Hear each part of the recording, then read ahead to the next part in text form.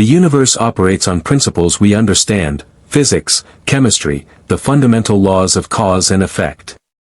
Subspace follows predictable patterns. Wormholes obey quantum mechanics.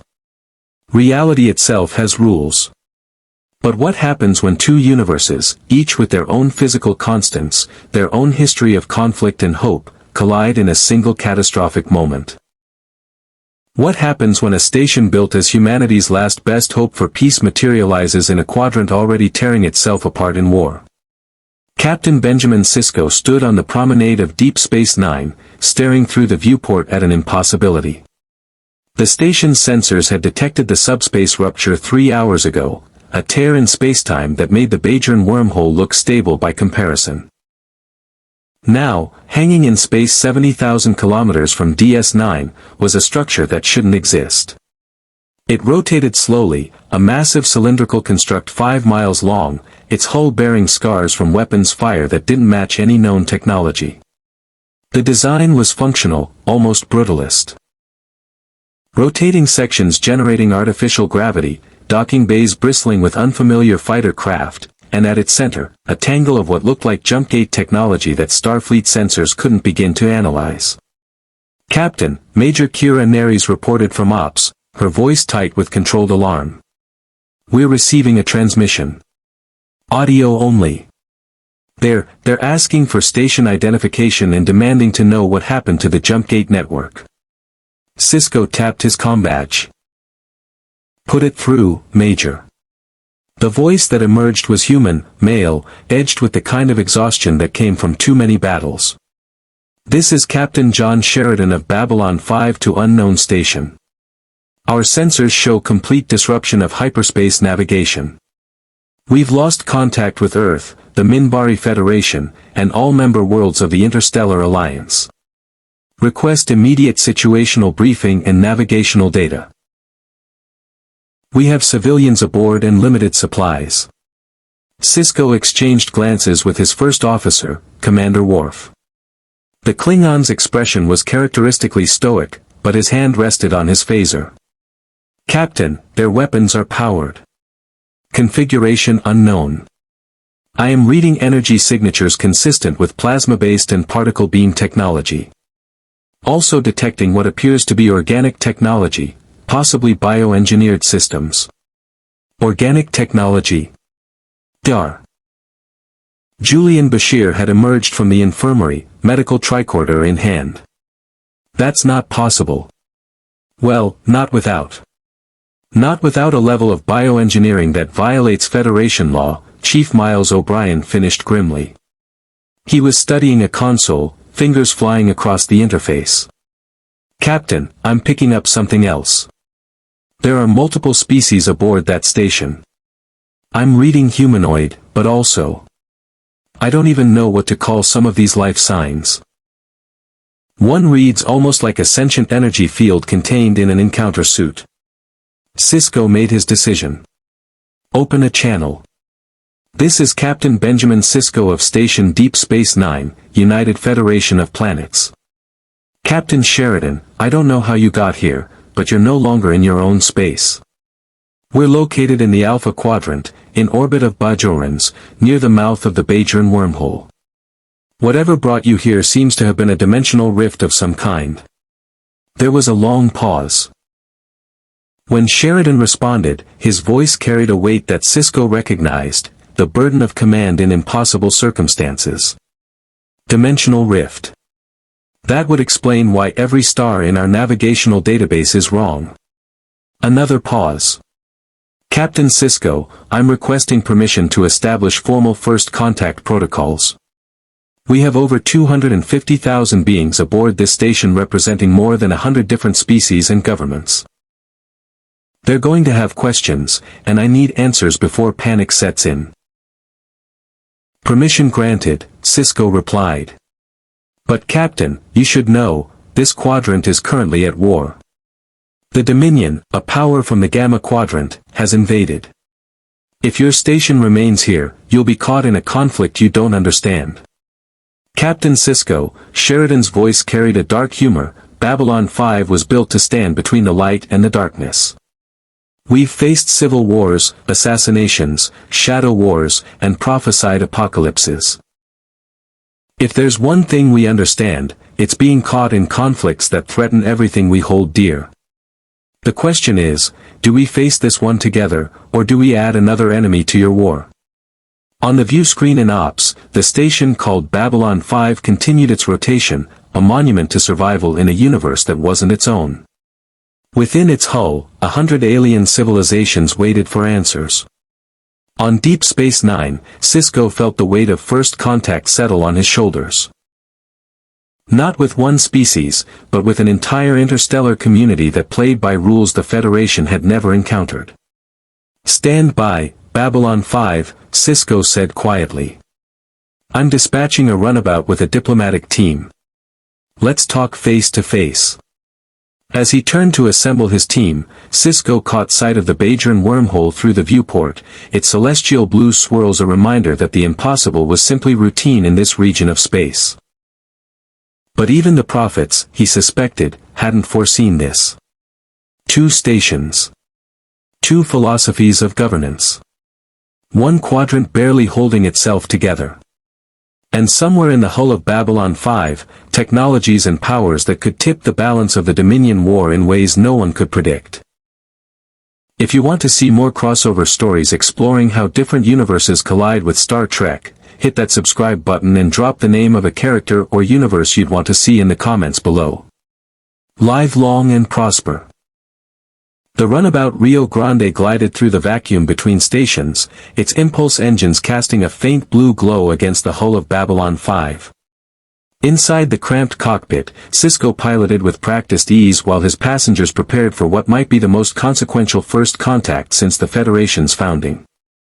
Captain, Lieutenant Commander Jadzia Dax studied her console with barely contained fascination. "I'm reading temporal fluctuations in their hull plating.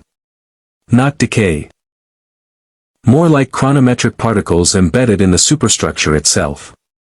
This station has been through time distortions. Multiple instances. Weapons?" Worf asked from tactical. "Pulse cannons, particle beams, and something that reads like a fusion reactor coupled to magnetic acceleration rails. Primitive by our standards, but effective." Dax's spotted brow furrowed. "Also reading what appears to be defense grid technology that shouldn't be possible with their apparent tech level.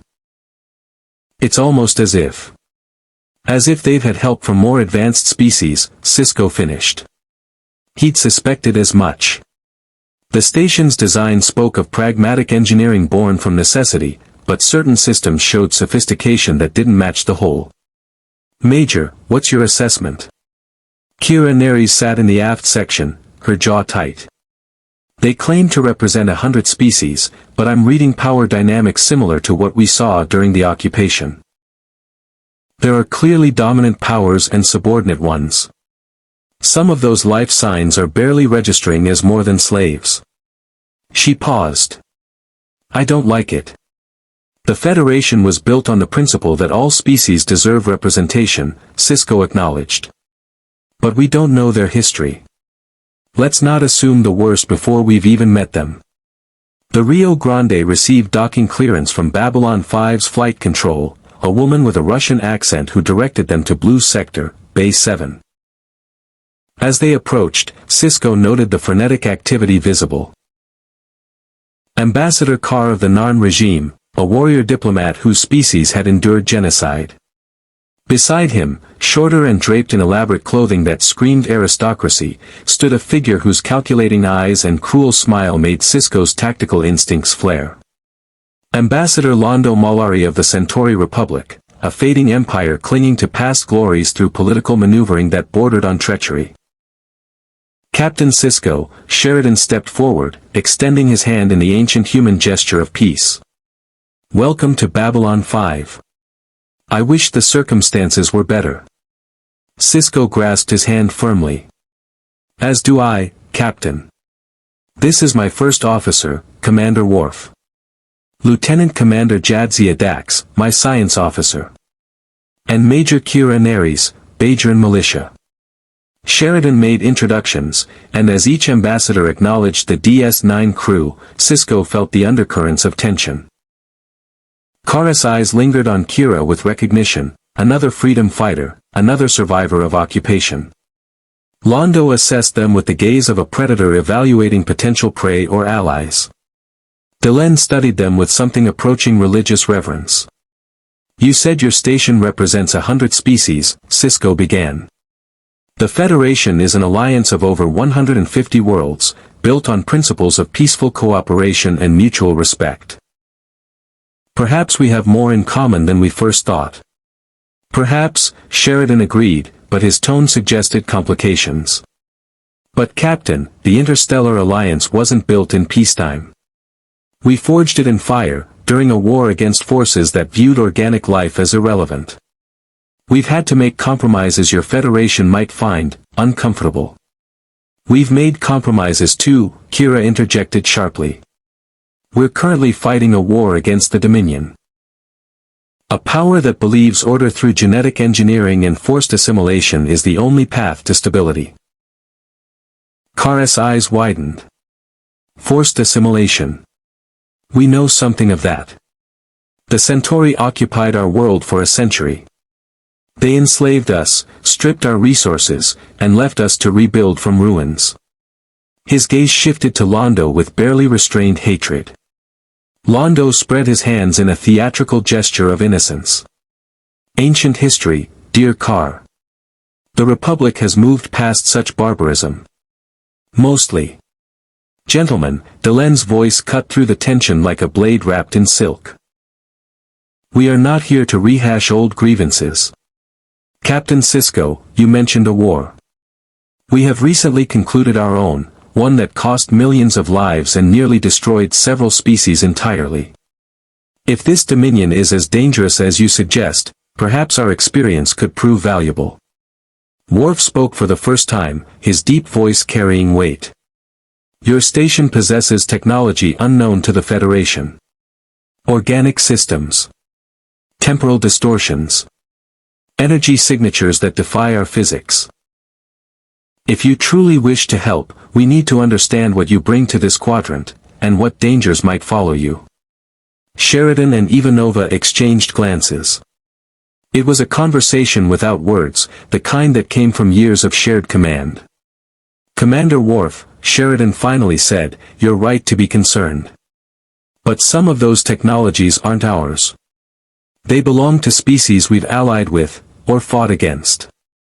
Species whose motives even we don't fully understand." He paused.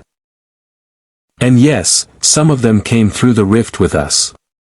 Sisko felt cold certainty settle in his gut. "What species, Captain?" Delenn answered, her voice heavy with foreboding. "The Vorlons walked among the ancient races as gods. The shadows moved through history as nightmares. Both shaped our development for millions of years, and both left pieces of themselves behind when they departed beyond the rim." She met Sisko's eyes. Through transparent sections of the hull, ships of wildly varying designs moved in organized chaos. Some were elegant, almost organic in appearance. Others were brutal, angular warships that would make a Klingon nod in appreciation. The docking bay's atmosphere field shimmered as they passed through. The runabout settled onto the deck with a gentle thud, and Sisko's team stood, checking equipment and steeling themselves. The airlock opened. What struck Sisko first was the smell. A mixture of 100 different atmospheric compositions recycled through life support systems never designed to harmonize so many biochemistries. Second was the sound, multiple languages, some translated by devices worn on clothing, others emerging as clicks, whistles, or harmonic resonances that hurt human ears. Third was the sheer diversity. A delegation waited on the deck. At its center stood a human male in a dark uniform with gold trim, Captain John Sheridan. He was lean, perhaps in his early 40s, with the kind of lines around his eyes that spoke of sleepless nights and impossible decisions. Beside him stood a woman in a Starfleet-style uniform, her dark hair pulled back, her posture military perfect. Commander Susan Ivanova, Sisko's briefing materials had identified her. But it was the others that captured attention. To Sheridan's right stood a figure in bone-colored robes, her head crowned with an elaborate crest that appeared to be part of her skull structure. Her face was serene, almost luminous, and her eyes held a wisdom that reminded Sisko of the Prophet's timeless gaze. Ambassador Delenn of the Minbari Federation, a species that had nearly wiped out humanity in a war based on a misunderstanding. To his left stood two figures that couldn't have been more different. The first was tall, with mottled red skin and a wild mane of hair that seemed to defy gravity. His eyes burned with intensity, and the scars visible on his exposed skin told a story of violence survived. Some of those pieces are aboard this station. And in this universe, with its different physical laws, they may wake in ways we cannot predict. The docking bay suddenly felt smaller. In the distance, Sisko could hear the station's life, thousands of beings going about their business, unaware that they'd been stranded in a universe at war, carrying with them technologies and powers that could change everything. I think, Sisko said carefully, we need to have a much longer conversation. Somewhere private. Sheridan nodded. My office. We'll brief you on everything, the good, the bad, and the apocalyptic. And then, Captain, you can tell us exactly what kind of war we've landed in the middle of. As the delegation moved deeper into Babylon 5's corridors, Sisko noticed something that made his blood run cold. In the shadows of a maintenance alcove, a figure watched them pass. It wore an encounter suit that contained something that wasn't quite matter, wasn't quite energy. Something that existed in a state between. A Vorlon. And it was very, very interested in the newcomers from this strange universe. The war room aboard Babylon 5 was nothing like the clean, organized briefing rooms on Deep Space Nine. Maps of star systems Sisko didn't recognize covered one wall, marked with symbols denoting conflicts, alliances, and contested territories.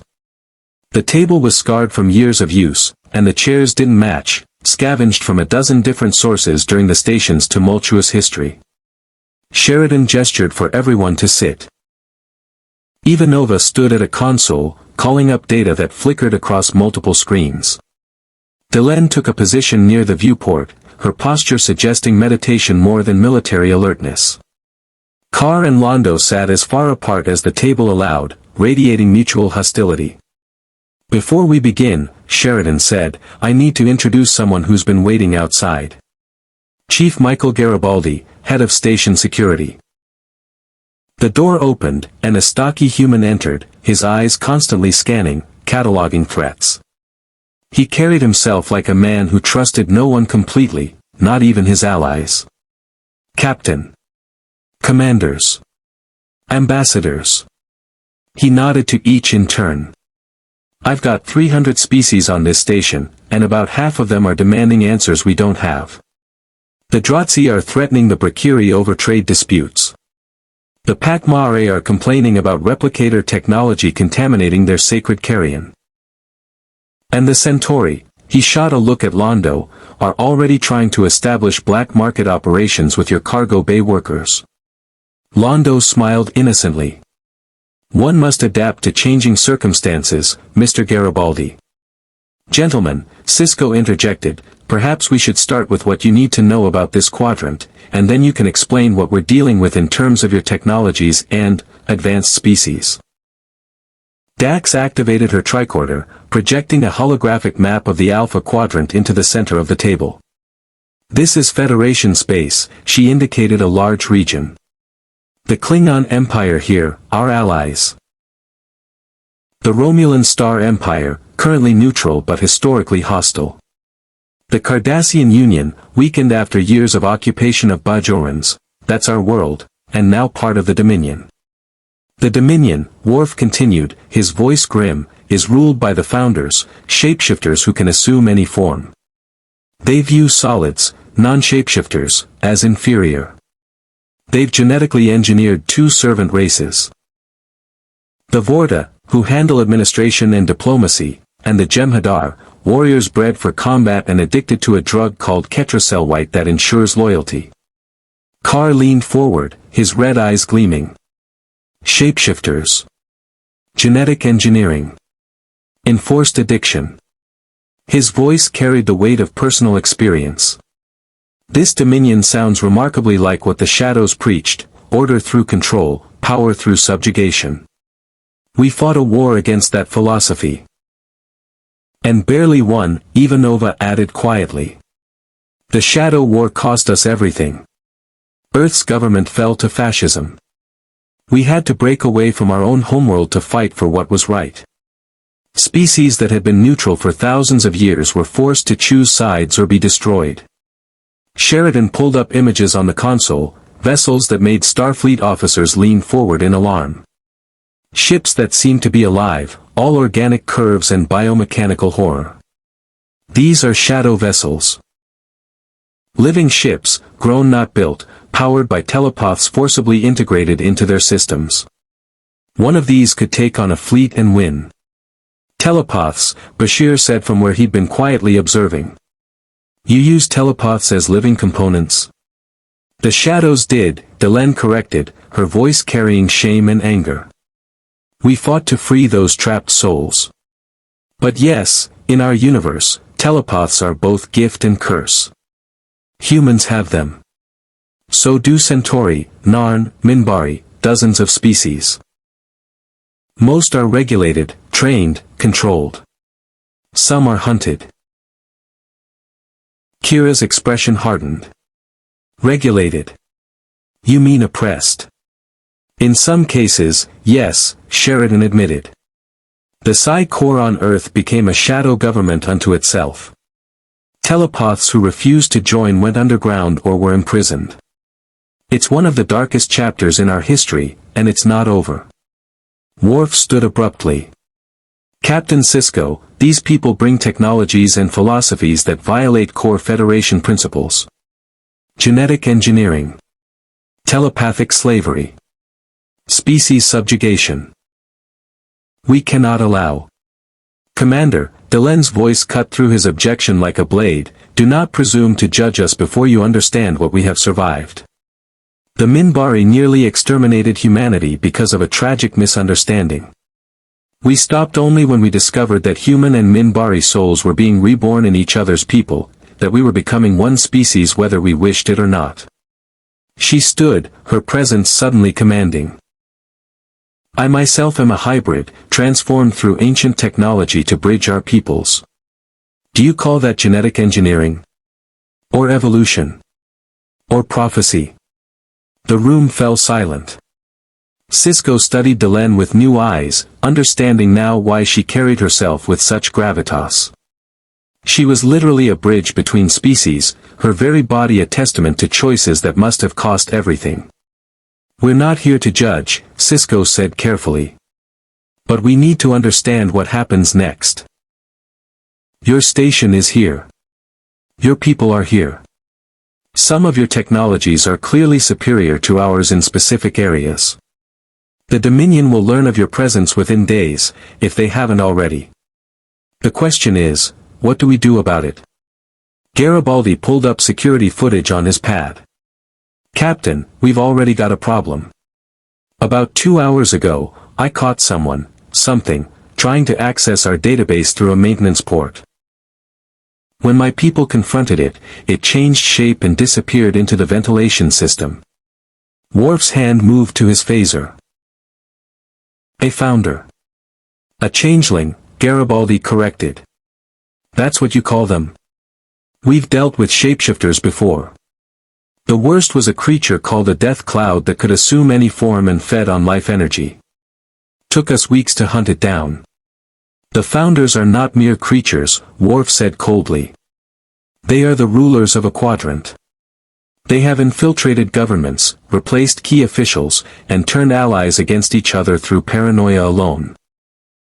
If one is aboard this station, your entire command structure could be compromised.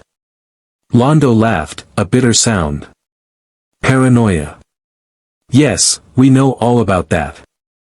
During the Shadow War, we never knew who served the darkness and who served the light. Friends became enemies overnight. Governments fell to coups we never saw coming. He poured himself a drink from a flask at his belt.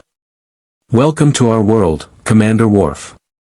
Trust no one, suspect everyone, and sleep with one eye open." "There's something else," Ivanova said, her voice tight. "The threshold opens. Choose wisely." Sisko felt the pieces falling into place with terrible clarity. "The Vorlon. The one I saw watching us in the docking bay." "Kosh," Sheridan said quietly. "Or what remains of him." Ambassador Kosh Naranek was murdered during the Shadow War, but fragments of Vorlon consciousness can persist in strange ways. If a piece of him is still active on this station.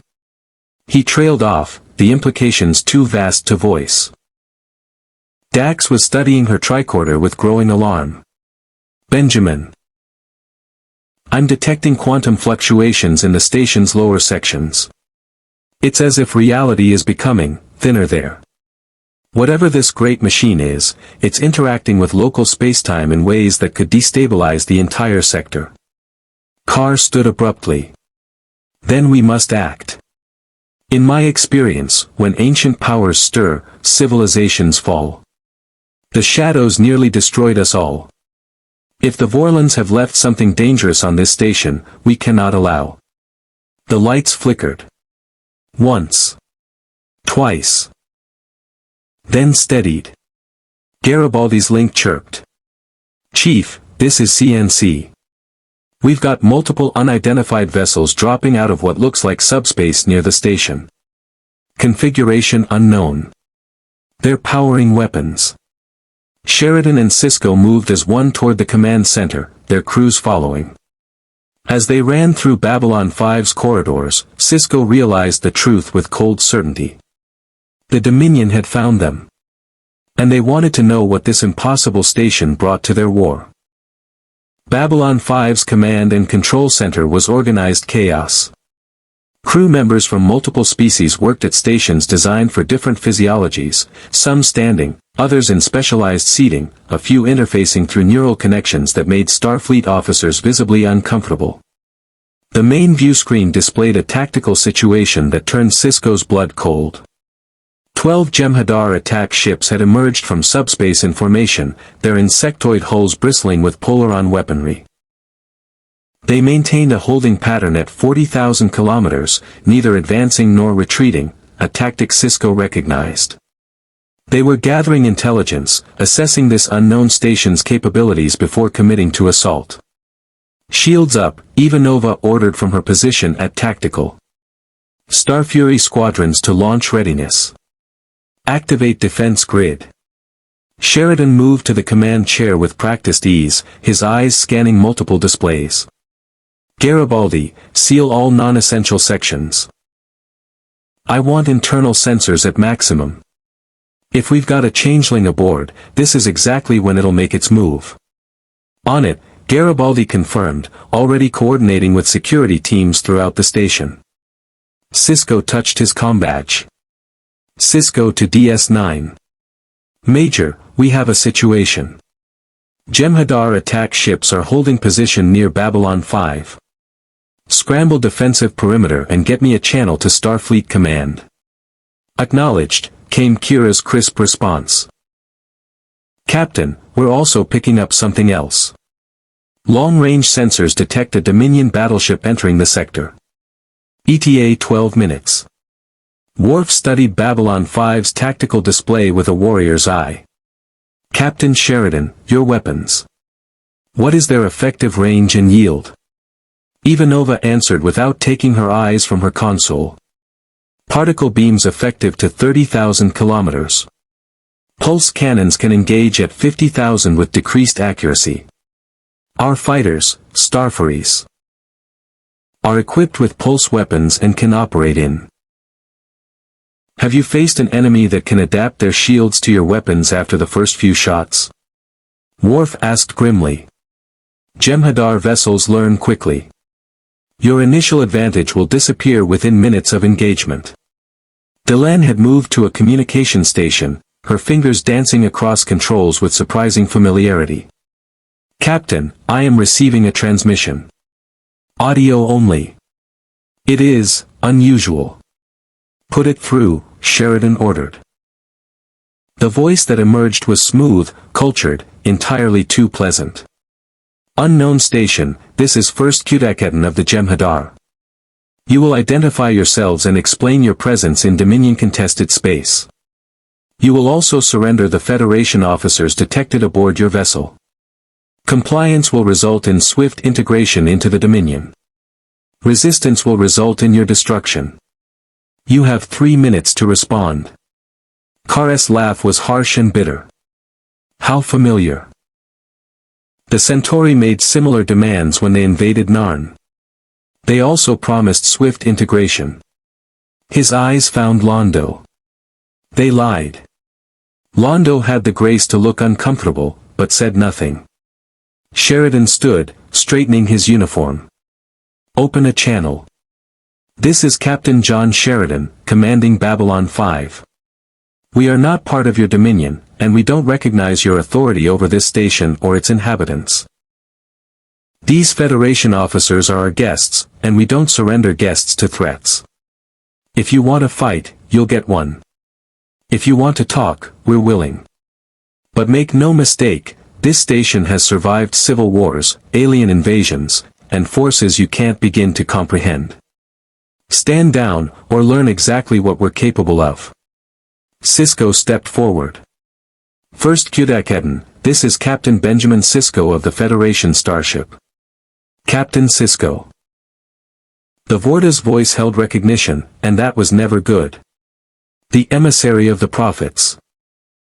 This is madness, Kira snapped.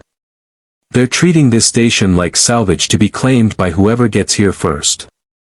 Sheridan's jaw tightened. We didn't survive the Shadow War to become pawns in someone else's conflict. Commander Ivanova, what's our tactical situation? 12 Jem'Hadar ships, 1 Romulan warbird, and DS9 is too far away to provide immediate support.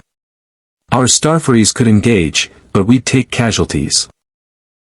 The defense grid can handle maybe 3 or 4 simultaneous attackers before we start losing systems. She paused. But Captain, if we activate the weapons in Red Sector? No, Sheridan said flatly. Those systems are too unstable. We don't know how they'll interact with local spacetime. What weapons? Sisko asked with growing concern. Delenn answered, her voice heavy. During the Shadow War, we captured certain vessels. Living ships powered by telepaths.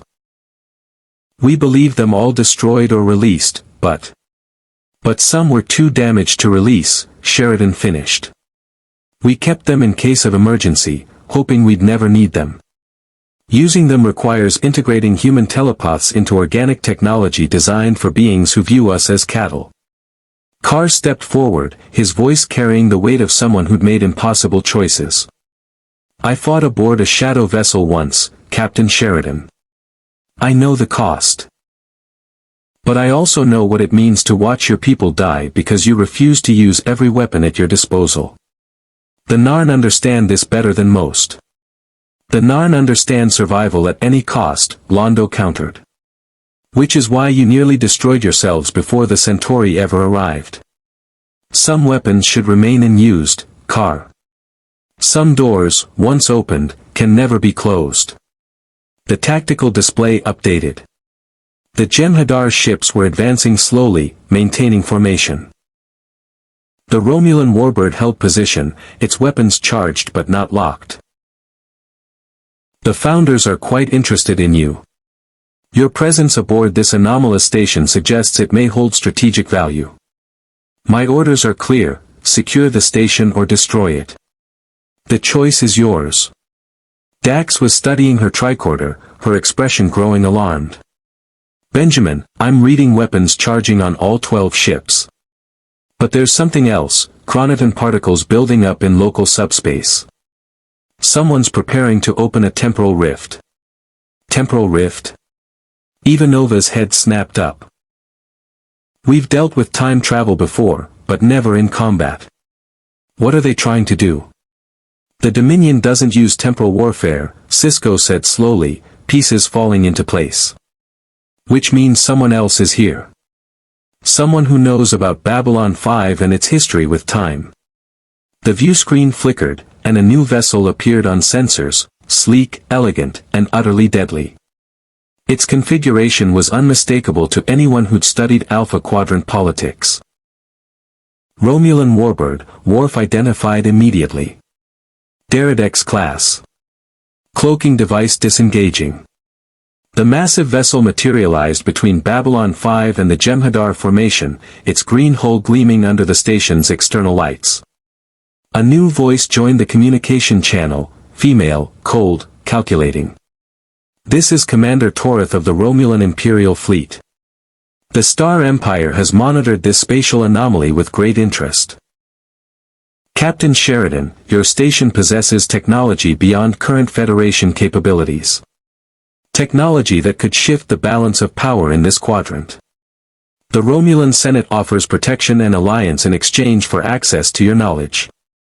Refuse, and we will allow the Dominion to demonstrate why resistance is futile.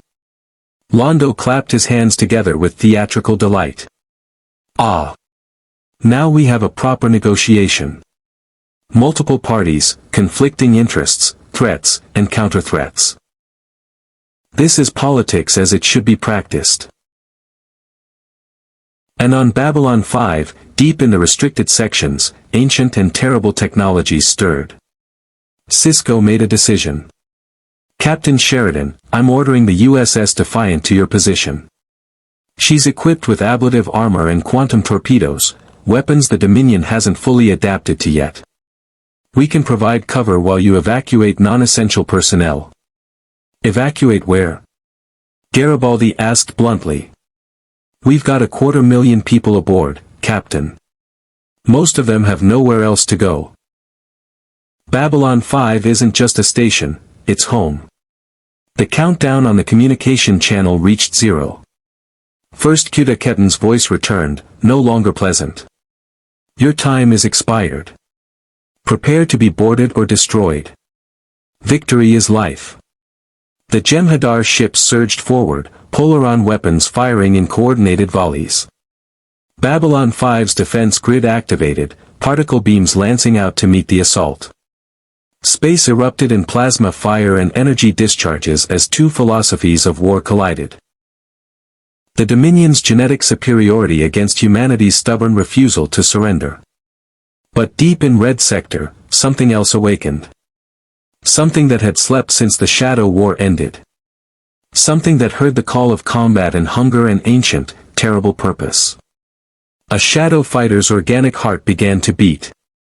And the telepath wired into its systems screamed. The battle unfolded with brutal efficiency. Babylon 5's particle beams carved through shields on two Jem'Hadar attack ships, their hulls venting atmosphere as they broke formation. But the remaining vessels adapted, their Polaron weapons finding weak points in the station's rotating sections. Explosions blossomed along the outer hull, and damage reports flooded into command and control. Hull breach, Brown Sector, a technician called out. Emergency bulkheads holding. Casualty reports coming in, Dratzi workers trapped in the damaged section. Dispatch rescue teams, Sheridan ordered, gripping his command chair as the station shuddered under another barrage. Ivanova, launch Starfaries. I want them targeting the Jem'Hadar ship's weapon arrays, not their shields. Launching now, Ivanova confirmed. On the view screen, dozens of small fighter craft erupted from Babylon 5's launch bays. Angular, aggressive designs that moved with a gray Starfleet's shuttlecraft couldn't match. They swarmed the Jem'Hadar formation like angry hornets, pulse weapons stitching patterns across enemy hulls. Worf watched with professional appreciation. Effective tactics. Small, maneuverable craft can exploit gaps in the Jem'Hadar's targeting systems. We learned that fighting the shadows, Sheridan replied grimly. When you're outgunned and outnumbered, you adapt or you die. The Romulan warbird remained in position, neither attacking nor defending, simply observing. Commander Toritha's voice came through on an open channel, addressing both sides simultaneously. Fascinating.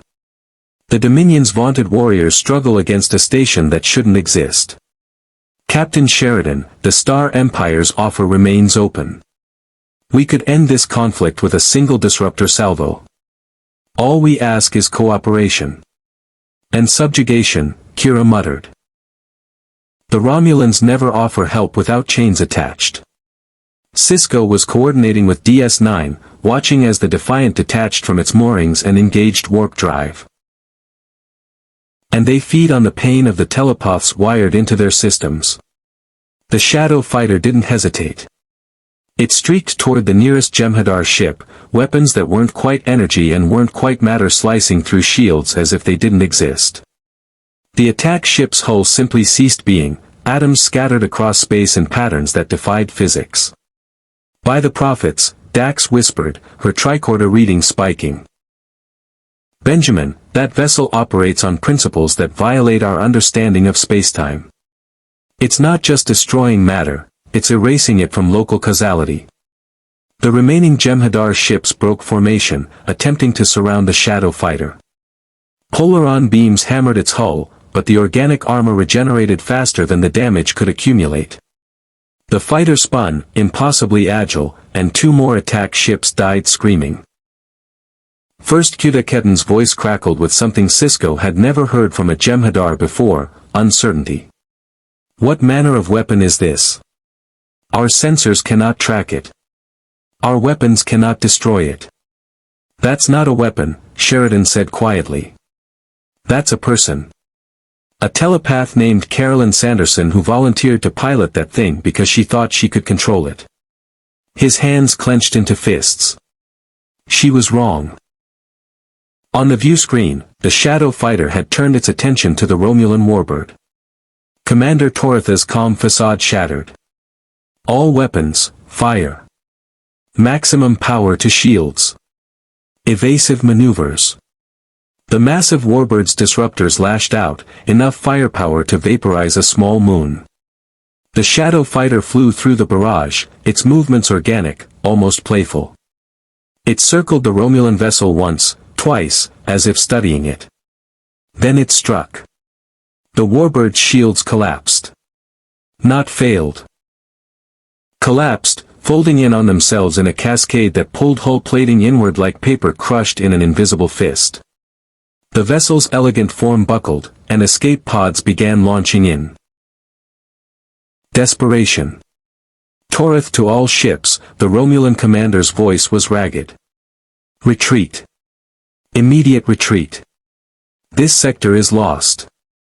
Inform High Command. Static swallowed her words as the warbird's communications array disintegrated. The remaining Jem'Hadar ships were already falling back, their formation discipline forgotten in the face of something that shouldn't exist. The Shadow Fighter let them go, its attention turning instead to something else. It was looking at Deep Space Nine. No, Sheridan moved to his command console, fingers flying across controls. Carolyn, if you can hear me, stand down. We're on the same side. You've driven them off. You can stop now. The scream across all frequencies intensified. Words began to form within the telepathic broadcast, fragmented, agonized, barely human. Can't. Stop. It's hungry. Always hungry. Sisko felt cold realization wash over him. It's not just piloted by a telepath. The telepath is the ship now. There's no distinction anymore. Delenn had moved to the viewport, her face illuminated by the Shadow Fighter's unnatural glow. In our universe, there were rituals to release the pilot.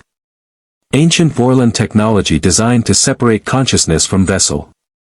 But here, in this universe with different physical laws. We don't have time for rituals, Garibaldi interrupted. That thing is about to attack DS9, and we've got about 30 seconds before it's in weapons range.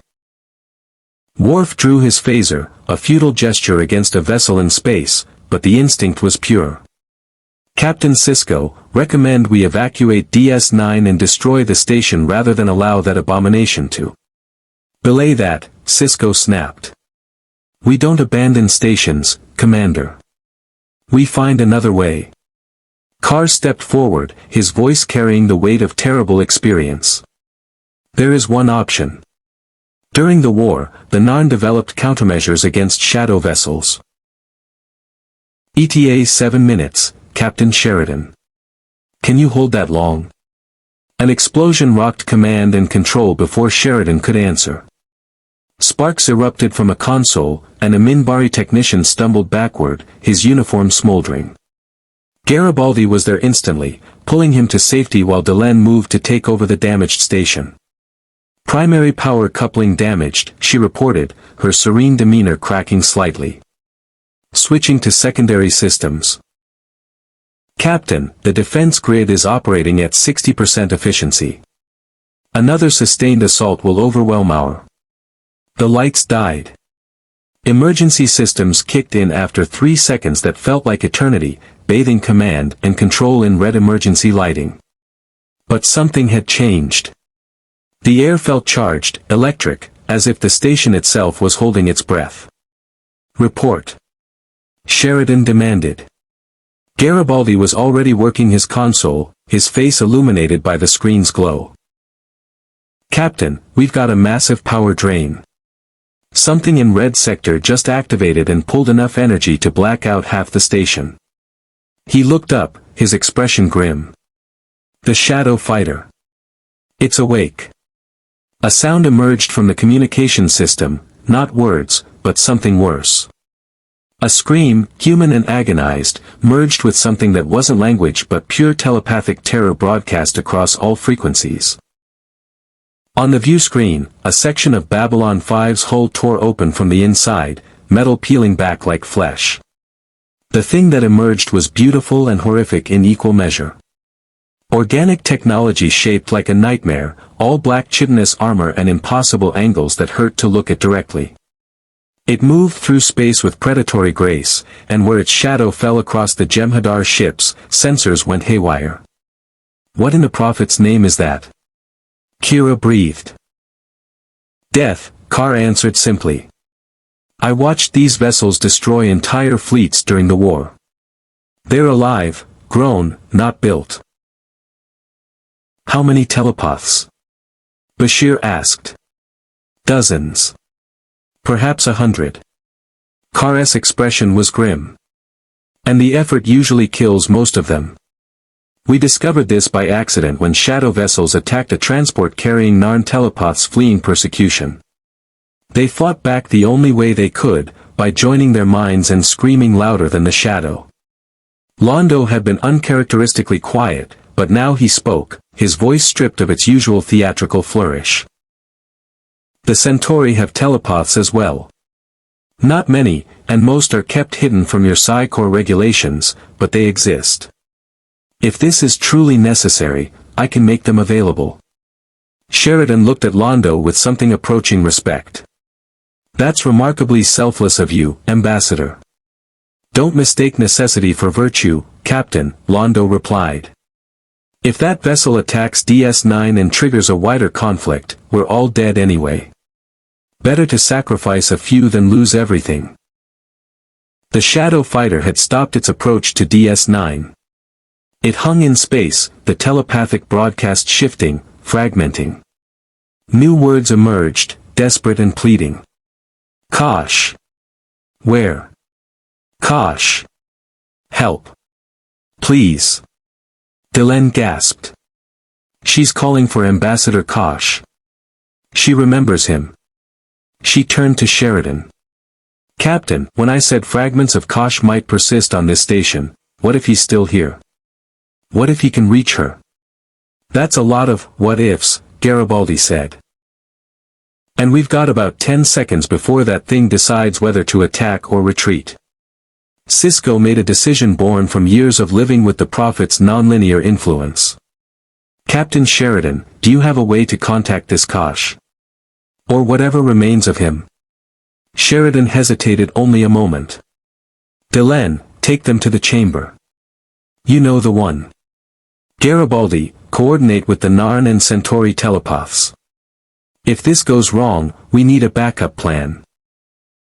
As Delenn led Sisko, Dax, and Bashir from command and control, the shadow fighter continued its vigil, neither attacking nor retreating. Inside its organic core, Carolyn Sanderson fought against hunger and madness, clinging to fragments of memory that included a voice like thunder and kindness wrapped in mystery. And in the depths of Babylon 5, in a chamber that hadn't been opened in years, something ancient stirred. The Vorlon was listening. The chamber Delenn led them to was located in a restricted section of Babylon 5 that didn't appear on any official schematics. The corridors grew darker as they descended, the architecture changing from human functionality to something older, more organic. The walls seemed to breathe, and Dax's tricorder readings spiked with each step. Temporal distortions are intensifying, she reported, her voice echoing in the narrow passage. Whatever's down here exists partially outside normal spacetime.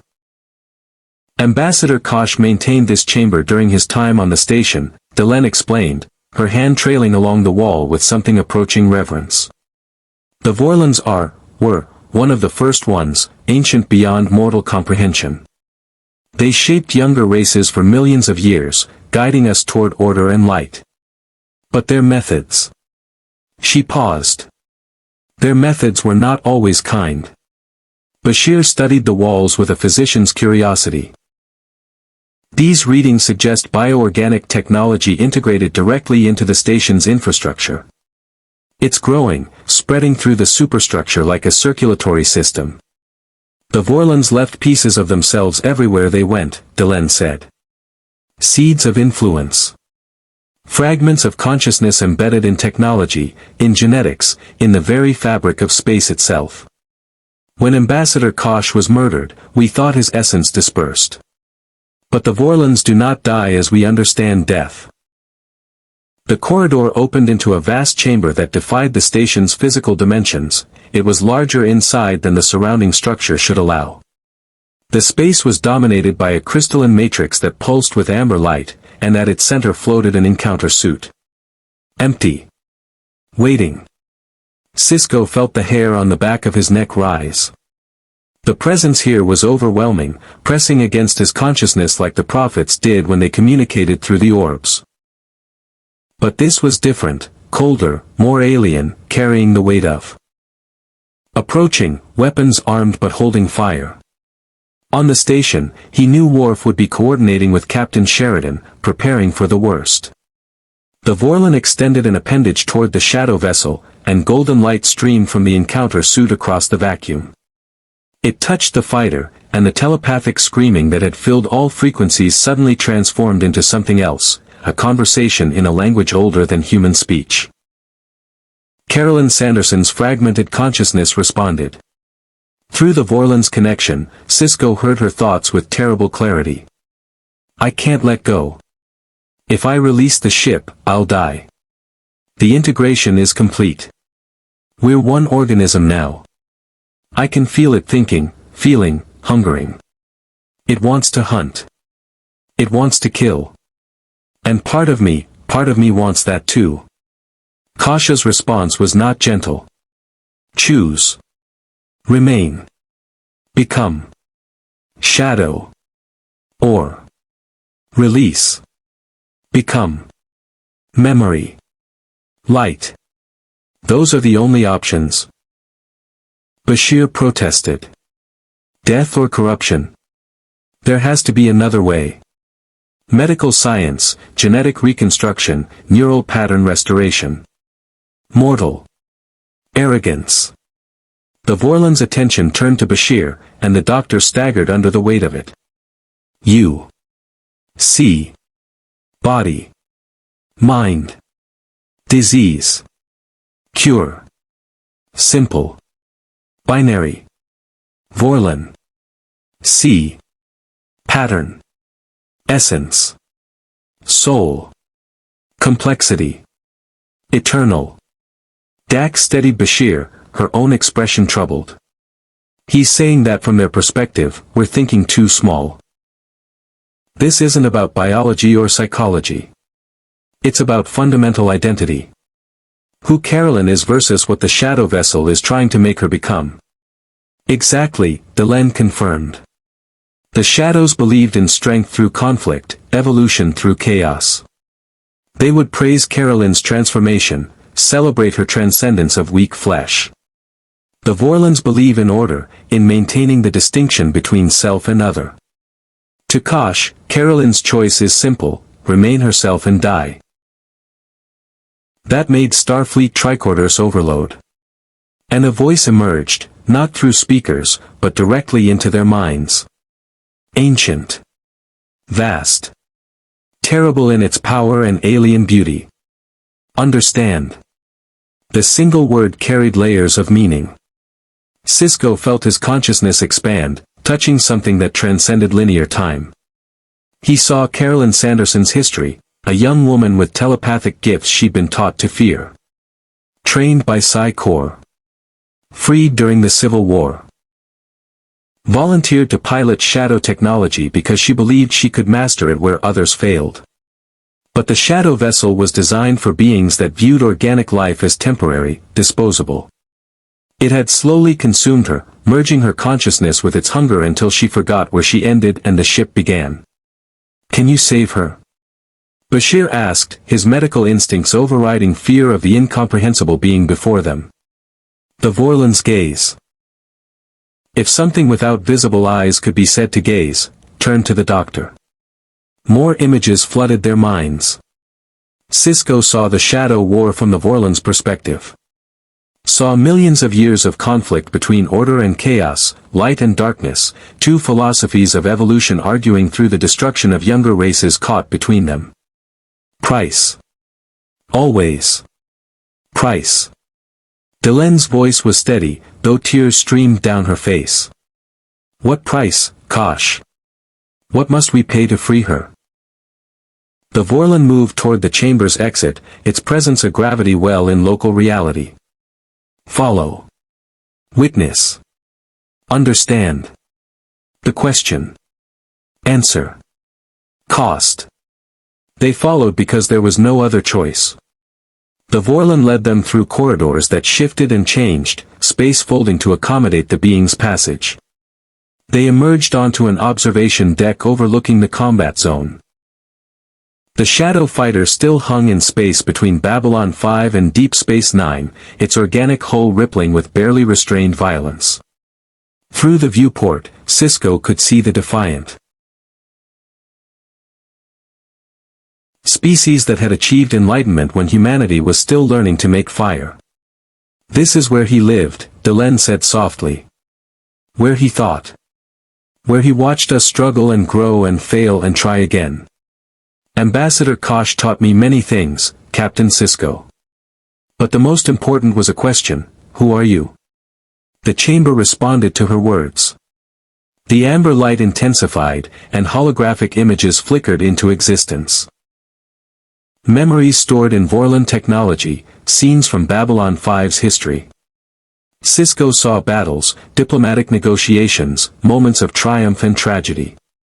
And through it all, he saw the encounter-suited figure moving like a ghost, observing, occasionally intervening, always enigmatic.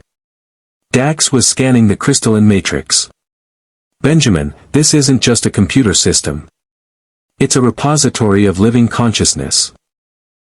Quantum-encoded memory stored in a substrate that exists across multiple dimensions simultaneously.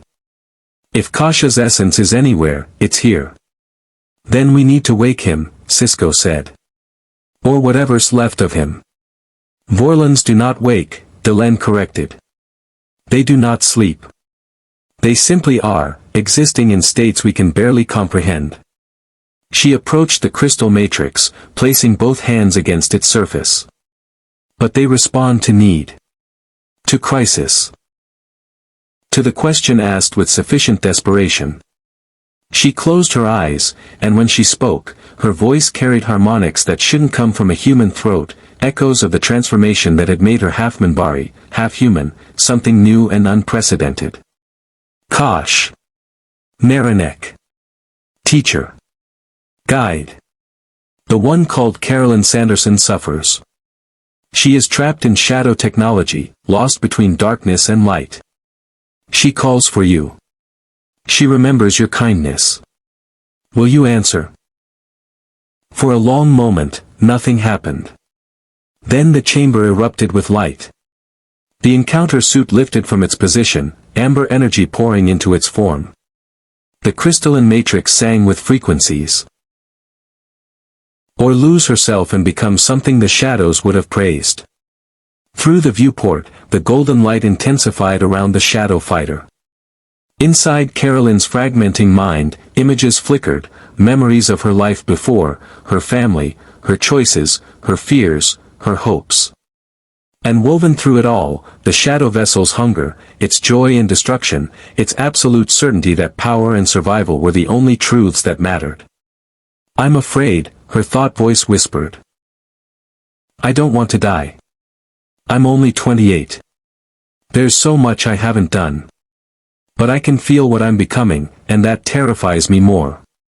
Kasha's response carried something that might have been compassion, filtered through a being that experienced emotion across dimensions. Light requires sacrifice.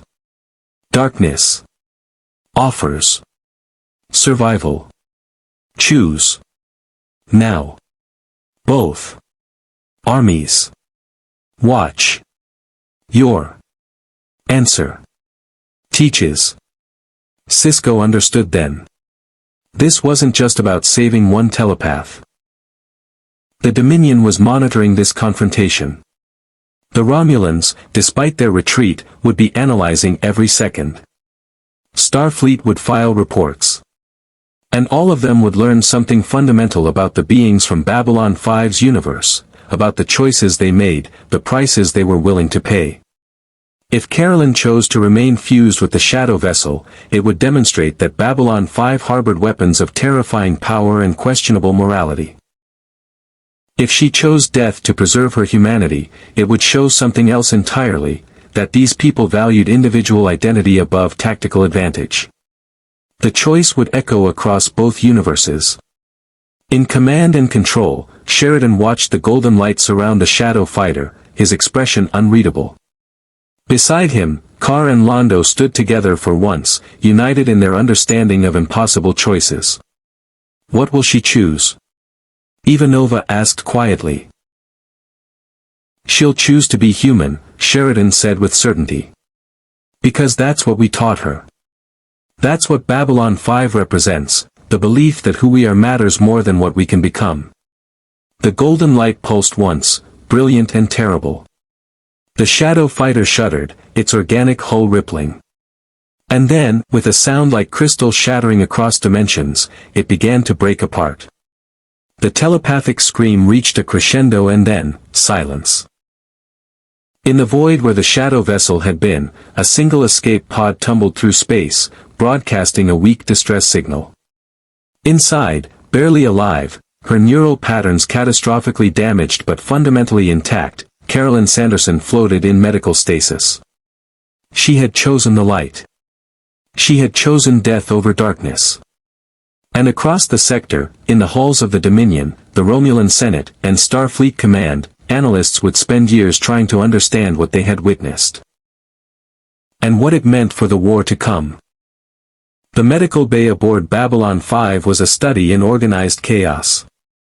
Dr. Stephen Franklin moved between patients with the efficient precision of someone who performed triage during wartime, which, Bashir reflected, he had. The casualties from the Jem'Hadar attack were mostly minor, burns, concussions, a few broken bones. But the patient in the isolation chamber demanded their full attention.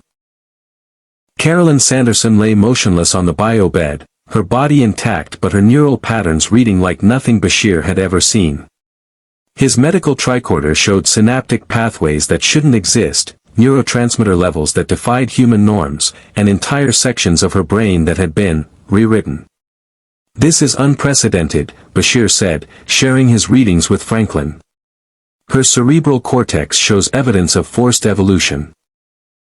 The shadow technology didn't just interface with her nervous system, it tried to upgrade it, rewrite her fundamental neural architecture to match its own organic processing. Franklin studied the data grimly. "During the Shadow War, we recovered a few pilots who'd been disconnected from their vessels. Most died within hours. The ones who survived were never the same, catatonic, violent, or trapped in telepathic feedback loops that made them dangerous to themselves and others. He adjusted a setting on his equipment. Carolyn's different. The Vorlon intervention preserved her core identity, but the damage. Can she be saved? Delenn asked from the doorway. She'd remained silent since returning from the chamber, her expression haunted by what they'd witnessed. Saved? Franklin looked up. Ambassador, she's alive. Whether she'll ever wake up, ever be herself again, that's another question entirely. Sisko stood at the viewport, watching as the Defiant took up position alongside Babylon 5. The Jem'Hadar had retreated, the Romulan warbird had limped away to lick its wounds, but the tactical situation remained precarious. Dr. Bashir, can you stabilize? That's not peace. That's death dressed in stability's clothing. Lassa's form rippled. You will lose this war. The Dominion's resources are infinite. Your alliances are temporary. Your station is already falling apart, divided by the very diversity you celebrate. Maybe, Sisko said. But we'll lose as ourselves. As individuals who chose to stand together despite our differences, despite our conflicts, despite every rational reason to surrender. And sometimes, Changeling, that choice matters more than the outcome. The Changeling held its form for another moment, then began to collapse into liquid state. I will report what I have seen. The Founders will decide your fate. Before anyone could react, the creature flowed through a ventilation grate, escaping into the station's infrastructure. Garibaldi slammed his fist against the wall. Damn it! We had it right there. No, Delenn said softly. It had us. It could have sabotaged critical systems, killed key personnel, disappeared without revealing itself. Instead, it chose to speak. To warn us. She looked at Sisko and Sheridan. I think it wanted to understand us. And I think, perhaps, we gave it something to think about. Or, Worf said darkly, we gave it intelligence on our capabilities and moral limitations to report to the Dominion. Both can be true, Sheridan acknowledged. He moved to the viewport, looking out at the stars that weren't his. The question is, what do we do now? The Dominion knows we exist. The Romulans know. Soon everyone will know. And we're stuck here, two stations in a war we barely understand, with technologies that terrify everyone who sees them. Sisko joined him at the viewport. We do what we've always done. We stand. We adapt. We find allies where we can and face enemies when we must. Babylon, May 5th. Londo stepped forward, his usual theatrical manner subdued. And each brings their own conflicts, their own historical grievances, their own ambitions. Captain Sisko, you asked earlier what happens next. What happens is that your neat, ordered Alpha Quadrant becomes infinitely more complicated. Because we don't operate under your prime directive. We don't believe in non-interference when injustice occurs. You believe in conquest, Worf accused. We believe in survival, Londo corrected. The Centauri Republic was once a great empire. We know what happens when you become too civilized, too idealistic to defend what's yours. Other powers fill the vacuum. His gaze found Kar. The Narn learned this lesson under our occupation. Now they build their strength to ensure it never happens again. Kar's voice was measured but intense. The Narn do not seek empire, Malari.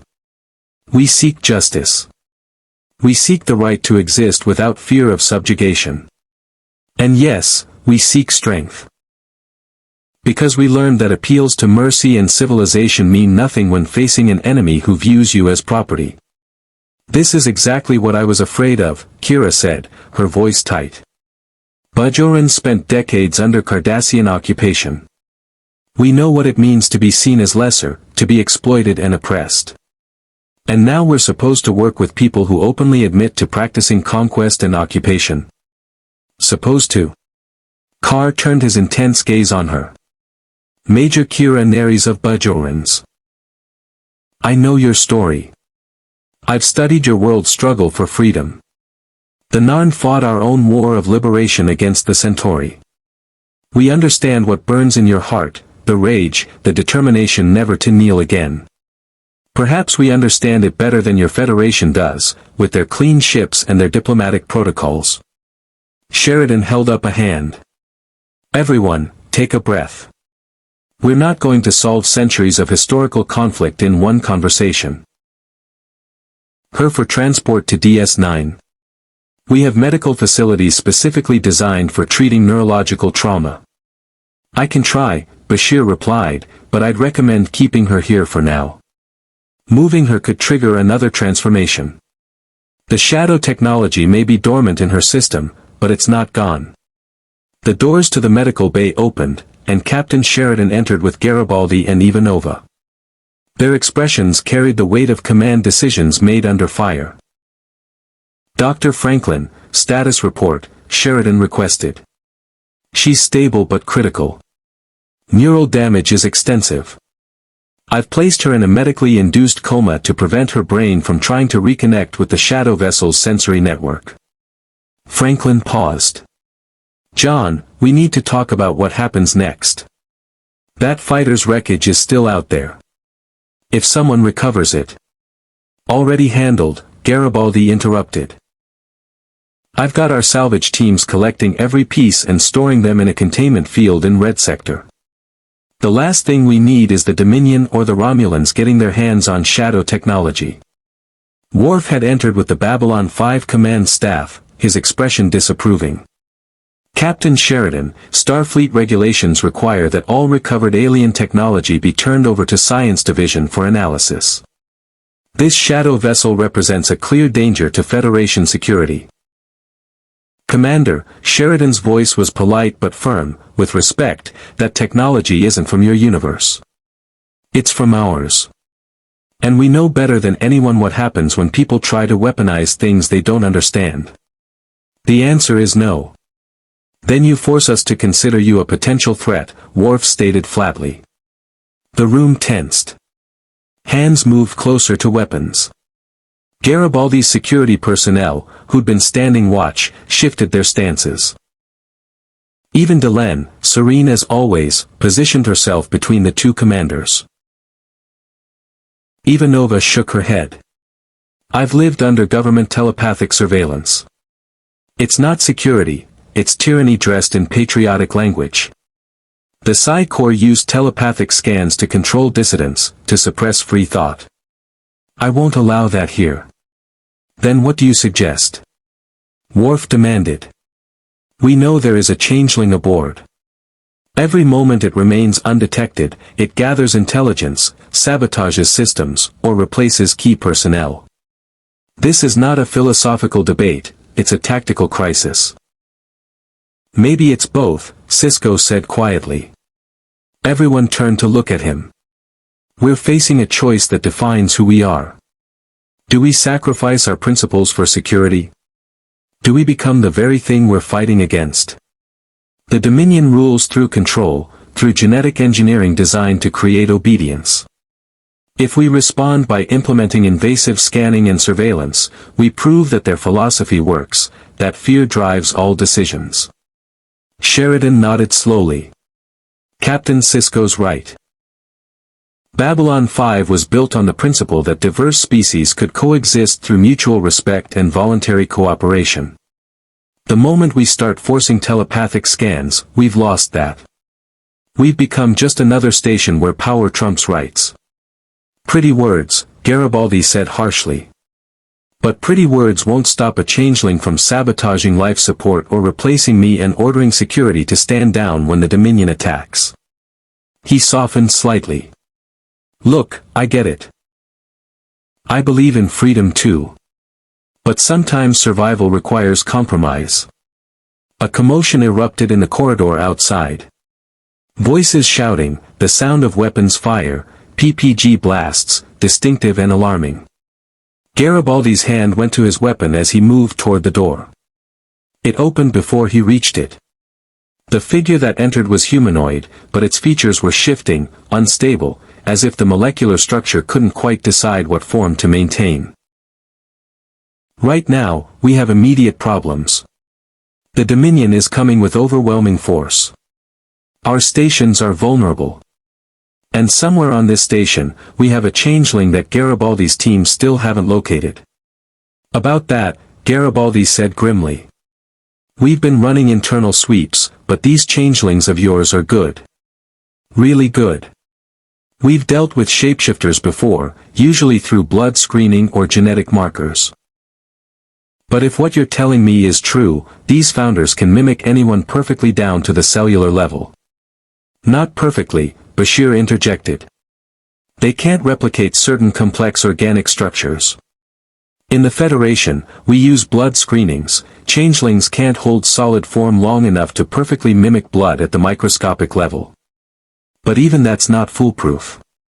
Franklin was studying his medical equipment thoughtfully. What about telepaths? Can your changelings shield their thoughts from telepathic scanning? The question hung in the air. Sisko exchanged glances with his crew. We don't know. The Federation has very few telepaths compared to other species, and the founders tend to avoid situations where they'd be exposed to telepathic examination. Then we have an advantage you don't, Garibaldi said. Babylon 5 has dozens of commercial telepaths registered through Psi-Corps. We also have unregistered telepaths hiding in down below, fugitives from Earth's telepathic regulations. If we can convince them to help, we could screen the entire station population.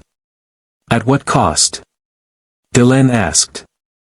Forced telepathic scanning violates individual privacy. It's a tool of oppression as much as security. But necessary, Londo argued. If this changeling can assume any form, replace any person, then none of us can trust each other. Paranoia will destroy us faster than any Dominion attack. Better an uncomfortable invasion of privacy than living in constant fear of betrayal. One moment it appeared human, the next Narn, then Centauri, cycling through faces with grotesque fluidity. The changeling, Worf growled, drawing his phaser. The creature spoke, its voice a chorus of different tones. I am Loss, of the 100 sent out by the founders. I came to observe, to understand. But I have seen enough. Its form stabilized into something vaguely humanoid but distinctly alien. You argue about principles while preparing for war. You speak of cooperation while building weapons. You are no different from any other solids, driven by fear, divided by mistrust, destined to destroy each other in petty conflicts. Then why show yourself? Sheridan asked, his hand on his sidearm but not drawing. Because, Law said, shifting its form again, the founders sent me to assess whether this station represents a threat or an opportunity. I have my answer. You are neither. You are simply another variation on the same failed experiment, multiple species attempting the impossible, pretending that words and treaties can overcome fundamental biological imperatives toward conflict. Carr stepped forward, and to everyone's surprise, he laughed, a harsh, bitter sound. You're wrong, changeling. Not because we're better than you think, but because we're worse. We're infinitely messier, more complicated, more self-destructive. And yet somehow, impossibly, we persist. We fail, we betray, we kill each other in wars born from stupidity and pride. And then we pick ourselves up, stitch together new alliances, and try again. The changeling studied Carr with something approaching curiosity. Why? Because, Carr said, the alternative is to become you. To abandon individuality for collective security. To trade the chaos of freedom for the order of oppression. We've seen what your founders offer. A universe where everyone knows their place, where dissent is impossible, where change comes only from the top down. Gentlemen, Sisko's voice cut through the tension like a blade, we just fought together against a common enemy. We watched a young woman choose death over corruption. We've seen what happens when we let fear drive our decisions. So before we start threatening each other, perhaps we should focus on the fact that the Dominion now knows both our stations exist, and they will be back with reinforcements. Ivanova pulled up a tactical display on her datapad. Captain Sisko's right. Intelligence reports suggest that Jem'Hadar transmitted full sensor data before retreating. They'll know about our weapons capabilities, our shield frequencies, our station layout. Next time they come, they'll come prepared. And they won't come alone, Kira's voice crackled through Sisko's comm badge. Captain, we're receiving long-range telemetry from Starfleet Intelligence. A Dominion fleet is assembling in the Calandra sector. 15 attack ships, 3 battleships, and something we haven't seen before. Initial scans suggest a founder aboard one of the vessels. Dax looked up from her tricorder. If a founder is coming personally, they view this situation as significant enough to risk one of their own. That's almost unprecedented outside of critical strategic operations. They want to know what we are, Sheridan said quietly. Whether we're a threat, an opportunity, or something they can use. And the Romulans will be reporting back to their Senate, which means within days, every major power in your quadrant will know about Babylon 5. Not just your station, Kara's voice came from the entrance, where he stood with Londo. Both ambassadors looked uncharacteristically serious. They'll know about all of us. The League of Non-Aligned Worlds represents over 100 species, many with technologies or capabilities your Federation has never encountered. The Narn, the Centauri, the Minbari, the Dratzi, the Brakiri, each brings something unique to the table. Not be from this universe, Captain, but you're here now. And in this quadrant, we've learned that the impossible becomes routine. An alert sounded on Ivanova's datapad. Her expression went pale.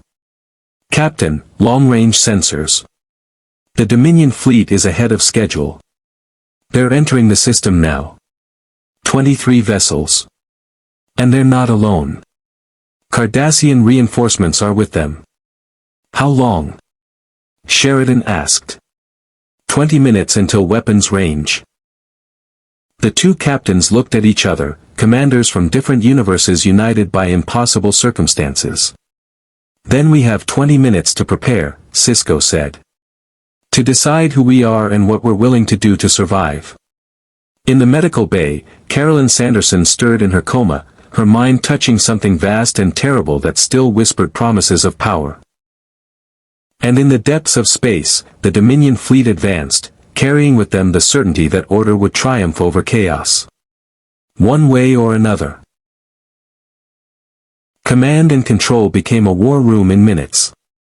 Tactical displays showed the approaching Dominion fleet in brutal clarity, 23 vessels arranged in a formation designed to overwhelm through synchronized fire. 3 Jem'Hadar battleships formed the spearhead, surrounded by attack ships configured for rapid assault. Behind them, 5 Cardassian Galer-class warships provided heavy firepower and strategic depth. They're not just attacking, Ivanova observed, studying the formation. They're making a statement. This is an execution force. Sisko stood beside Sheridan at the tactical console, both commanders analyzing the same data through different tactical philosophies. The Defiant is armed and ready. DS9's weapon platforms are online. But combined, we're facing 4-to-1 odds at minimum. Babylon 5 can hold against sustained assault for maybe 15 minutes before critical systems fail, Sheridan added grimly. Our Starfleets are effective against attack ships, but those battleships outgun us significantly. Worf was coordinating with his security teams aboard the Defiant. Captain, recommend we take the offensive. Target the battleships first, eliminate their heavy firepower before they can coordinate with the attack ships. No, Carr interrupted, moving to the tactical display. Your Defiant is fast, maneuverable, wasted on direct assault against capital ships. Use it as the Narn did during our resistance, strike from unexpected angles, disrupt their formation, make them divide their attention. Londo snorted. The Narn resistance. Yes, I remember. You hid in asteroid fields and struck supply convoys. Very brave. Very ineffective until the Centauri withdrew for political reasons, not military defeat. Effective enough to survive, Carr shot back. Which is more than the Centauri Republic will manage if you continue picking fights you cannot win. Gentlemen, Delen's voice carried steel beneath its serenity, we do not have time for historical grievances. Captain Sheridan, the Minbari have experienced fighting overwhelming odds. During our war with Earth, we learned that human unpredictability was more dangerous than human firepower. Perhaps that principle applies here.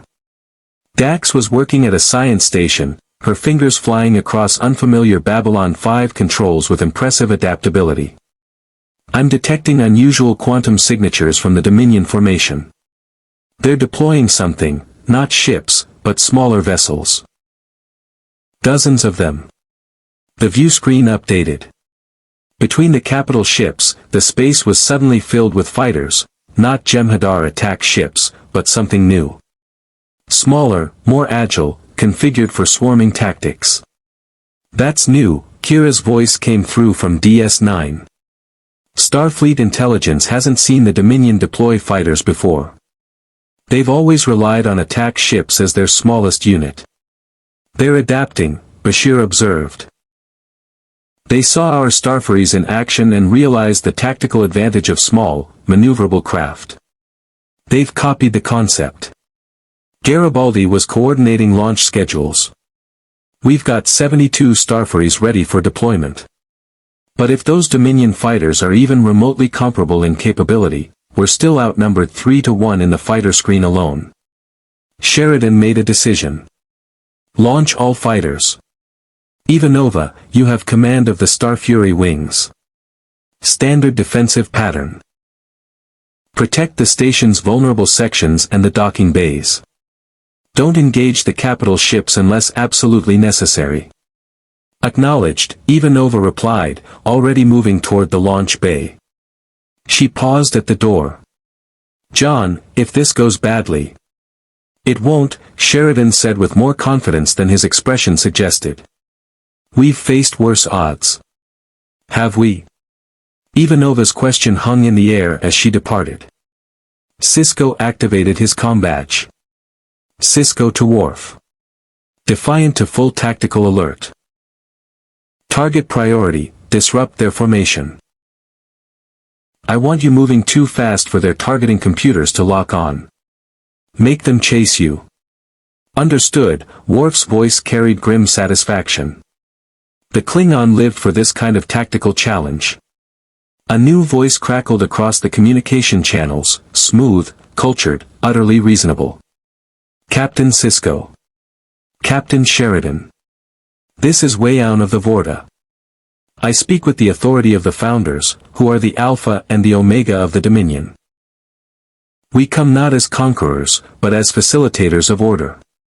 Facilitators, Londo muttered. How diplomatic. The Shadows said similar things before they started destroying entire planets. Weyoun continued, his tone never wavering from pleasant reasonableness. The station you call Babylon 5 represents an anomaly in our understanding of local spacetime. The Founders are curious about your origins, your technologies, and your intentions. Surrender peacefully, allow our scientists to study your vessel, and you will be incorporated into the Dominion with minimal disruption to your existing social structures. Minimal disruption, Carr repeated with dark humor. Meaning you'll only restructure our governments, regulate our reproduction, and ensure absolute obedience through genetic engineering and chemical dependency. You misunderstand the Founders' benevolence, Weyoun replied, somehow having heard Carr's comment on an open channel. The Dominion provides order, security, and purpose. Your chaotic alliances, your petty conflicts, your endless debates about principles, all of this becomes unnecessary when you accept the Founders' wisdom. Sheridan stepped forward. Weyoun, this is Captain John Sheridan. I've heard this pitch before from beings older and more powerful than your Founders. The Shadows offered strength through chaos. The Vorlons offered order through obedience. Both believed they knew what was best for younger races. Both were wrong. Garibaldi pulled up internal security feeds showing Babylon 5's population. Thousands of beings from 100 worlds, going about their business or already taking shelter in designated safe zones. The Zocalo, the station's commercial sector, was emptying as merchants sealed their shops and civilians headed for reinforced areas. All those people, Garibaldi said quietly. All counting on us to keep them alive. They always are, Sheridan replied. He straightened, his command presence settling over him like armor. All stations, this is Captain Sheridan. We have incoming hostile fire. Defensive pattern Theta. Starfaries engage the fighter screen. Defense grid focus on attack ships. Let the Defiant handle the battleships. All hands, this is Captain Sisko. Today we face an enemy that believes resistance is futile, that order through subjugation is the only truth. Today we prove them wrong. Fight hard. Fight smart. And remember. The universe is watching. What we do here, how we stand together or fall apart, will echo across both our realities. Sisko out. The Dominion fleet fired. Space erupted with polaron beams, plasma torpedoes, and disruptor fire. The first wave hammered into Babylon 5's shields, causing the station to shudder violently. Warning klaxons screamed throughout command and control. Damage reports flooded in, shield generators at 70%, hull breaches in red sector, casualties reported. The Starfaries launched in perfect formation, 72 fighters streaming from the bays like angry insects defending their hive. They met the Dominion fighter screen in a chaotic furball of pulse weapons and polaron beams. Explosions blossomed as both sides took casualties.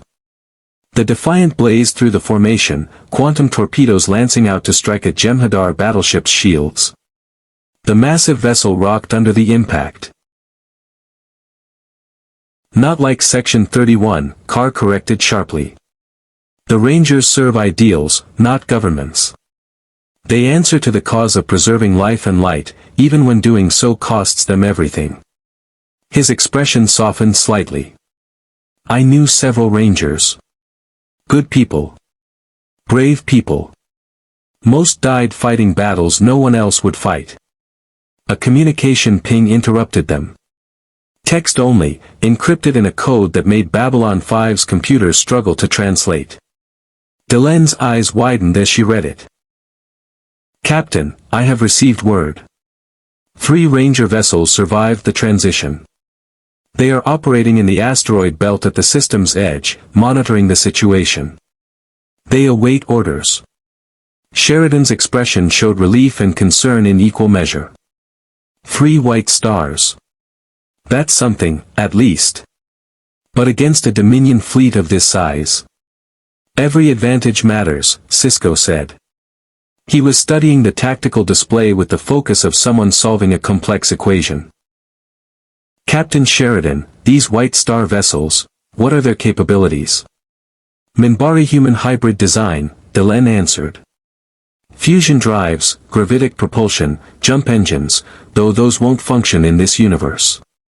Armed with neutron cannons and electromagnetic pulse weapons. Most importantly, they're fast and highly maneuverable. Jump engines? Dax looked up sharply. You had faster-than-light technology based on artificial wormhole generation.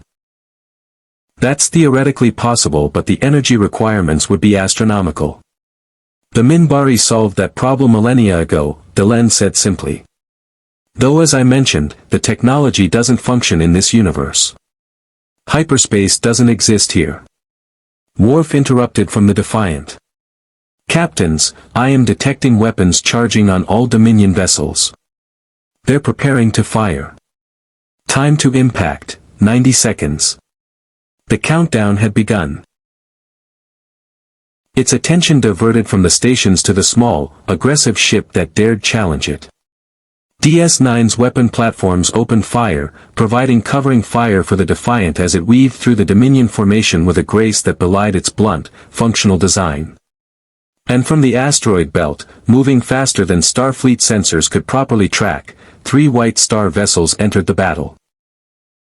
Their neutron cannons tore through Dominion shields with devastating efficiency, their gravitic propulsion allowing maneuvers that defied conventional physics.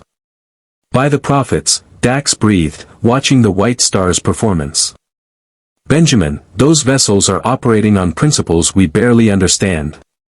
They're manipulating local gravity fields to create their own momentum, essentially falling through space in whatever direction they choose. Can we adapt the principle to Federation ships? Sisko asked. Not in the next 10 minutes, Dax replied grimly. A Cardassian Gaylor-class warship broke from the formation, targeting Babylon 5's command section with focused disruptor fire. The station's shields buckled, and hull plating began to fail under the sustained barrage. Shield generators offline in Blue Sector, a technician reported. Hull integrity down to 40%. We're venting atmosphere. Emergency bulkheads, Sheridan ordered. Divert all auxiliary power to shields. And someone tell me where those Rangers are. As if summoned by his words, a White Star vessel screamed past the viewport, so close that its gravitic wake shook the station. It positioned itself between Babylon 5 and the Cardassian ship, taking the full force of the disruptor fire on its shields. The ship's commander, a voice Sisko didn't recognize, spoke calmly over the chaos. White Star 7 to Babylon 5. We stand with you. We live for the one. We die for the one. The White Star's neutron cannons fired at point-blank range, punching through the Cardassian shields and coring through the ship's main reactor.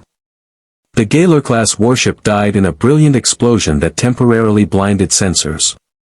One down, Garibaldi reported with grim satisfaction. 22 to go. But the cost was becoming apparent. Starfury pilots were dying, brief explosions marking the end of lives too short. The Defiant's shields were down to 40% despite Worf's brilliant tactics. DS9 had taken multiple hits, and casualties were mounting. And the Dominion fleet pressed forward, inexorable as a tide. Londo had been uncharacteristically silent, watching the battle unfold. Now he spoke, his voice stripped of its usual theatrical flourish. Captain Sheridan, I have a suggestion. One you will not like. I'm open to any ideas that don't involve surrender, Sheridan replied. Londo touched a control on his datapad, bringing up schematics of restricted technology stored deep in Babylon 5's hold. Before we left our universe, the Centauri acquired certain weapons. Technologies from the shadows, recovered after the war. We kept them secret, knowing that the Interstellar Alliance would demand their destruction. Kara's eyes widened with fury. You kept shadow weapons? After everything they cost us? After the billions who died? For exactly this reason, Londo said harshly. Because I knew that someday, we would face an enemy that conventional weapons could not stop. That day has arrived, Kar. We can die with our principles intact, or we can survive and hate ourselves tomorrow.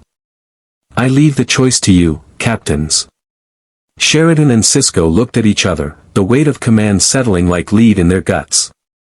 They had 30 seconds to decide. The shadows and Vorlons, Weyoun's tone shifted slightly, containing actual curiosity. Your database mentions these species. The founders would be most interested in learning about civilizations that claimed such authority. Perhaps we can reach an arrangement, information in exchange for clemency. Here's our arrangement, Sisko said coldly. You turn your fleet around and leave this sector. Both stations are under Federation and Interstellar Alliance protection. Any attack will be considered an act of war. Weyoun's laugh was genuinely amused. Captain, we are already at war. The Dominion does not recognize the Federation's authority, and we certainly don't recognize this interstellar alliance which appeared from nowhere. You have 3 minutes to prepare for boarding operations. Resistance will be interpreted as hostility and responded to accordingly. The channel closed. The Dominion fleet continued its advance, weapons charging in synchronized patterns that promised overwhelming firepower. 3 minutes, Sheridan said quietly. Time to see if our people can work together or if we die as strangers who happen to share the same space. Delenn had moved to a communications console, her fingers working with practiced efficiency. Captain, I am attempting to establish contact with the Rangers. If any came through the dimensional rift with the station, they could provide reconnaissance and special operations support. The Rangers? Sisko asked. An organization dedicated to fighting the darkness in whatever form it takes, Delenn explained. Founded during the Shadow War to gather intelligence, conduct covert operations, and unite disparate species against common threats. They operate outside official governmental channels. Sounds like Section 31, Bashir said with distaste. Starfleet's secret intelligence division that believes the ends justify any means. The decision hung in the air like a blade suspended over everything they claimed to believe.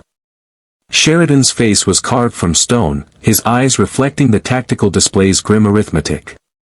Sisko saw himself mirrored in the other captain, two commanders facing choices that would define not just the battle's outcome, but the moral foundation of their respective philosophies. Show me, Sheridan said finally. Londo pulled up the specifications. The weapons were relatively small. Missile systems configured to interface with shadow organic technology. Each warhead contained a fragment of living shadow vessel, kept in stasis, programmed to seek out and consume specific energy signatures. They were designed to be fired, to wake in flight, and to devour whatever they struck. These are abominations, Delenn said, her voice carrying a weight of absolute conviction. The shadows created life only to use it as ammunition. These weapons are thinking, feeling entities enslaved to destruction. Using them makes us no better than survivors, Londo interrupted. Ambassador, your Minbari fought the Earth-Minbari War and nearly exterminated humanity because of a misunderstanding. Do not lecture me about moral purity when your people have made their own terrible choices. Delenn's face paled, but she didn't retreat. We stopped. When we learned the truth, when we understood what we were doing, we stopped. That is the difference, Londo. We chose principle over victory. And if the humans had possessed weapons that could have stopped you, Carr asked quietly, would you have wanted them to refrain from using them? To die with their principles intact while you wiped out their species? The question silenced Delenn. Sisko watched her struggle with it, saw the fundamental conflict between absolute morality and survival ethics playing out across her features. An explosion rocked the station. The Jem'Hadar had adapted to the Starfury tactics, their fighters now operating. Do it, Sisko ordered. Full power. Coordinate with Babylon 5's defense grid to create a coherent gravitic shear between our stations and the Dominion fleet. Dax looked up sharply. Benjamin, that's brilliant. If we can generate a localized gravitational lens using the wormhole's quantum signature, we can deflect incoming fire without relying on conventional shields. But the power requirements will drain both stations to critical levels, Sisko finished. Which is why we only need it to work for 30 seconds. Long enough for the Defiant and the White Stars to exploit the confusion and eliminate the battleships. Sheridan studied the tactical display, his tactical mind processing the strategy. It could work. If we concentrate all defensive fire on the attack ships while your gravitic lens handles the battleship weapons, we change the mathematics. He looked at Londo. Ambassador, keep your abominations in storage. We're going to win this the hard way. Londo's expression flickered between disappointment and relief. As you wish, Captain. Though if this fails, I will haunt you from whatever afterlife the universe provides. Get in line, Sheridan replied. The gravitic lens deployed with a sound like reality tearing.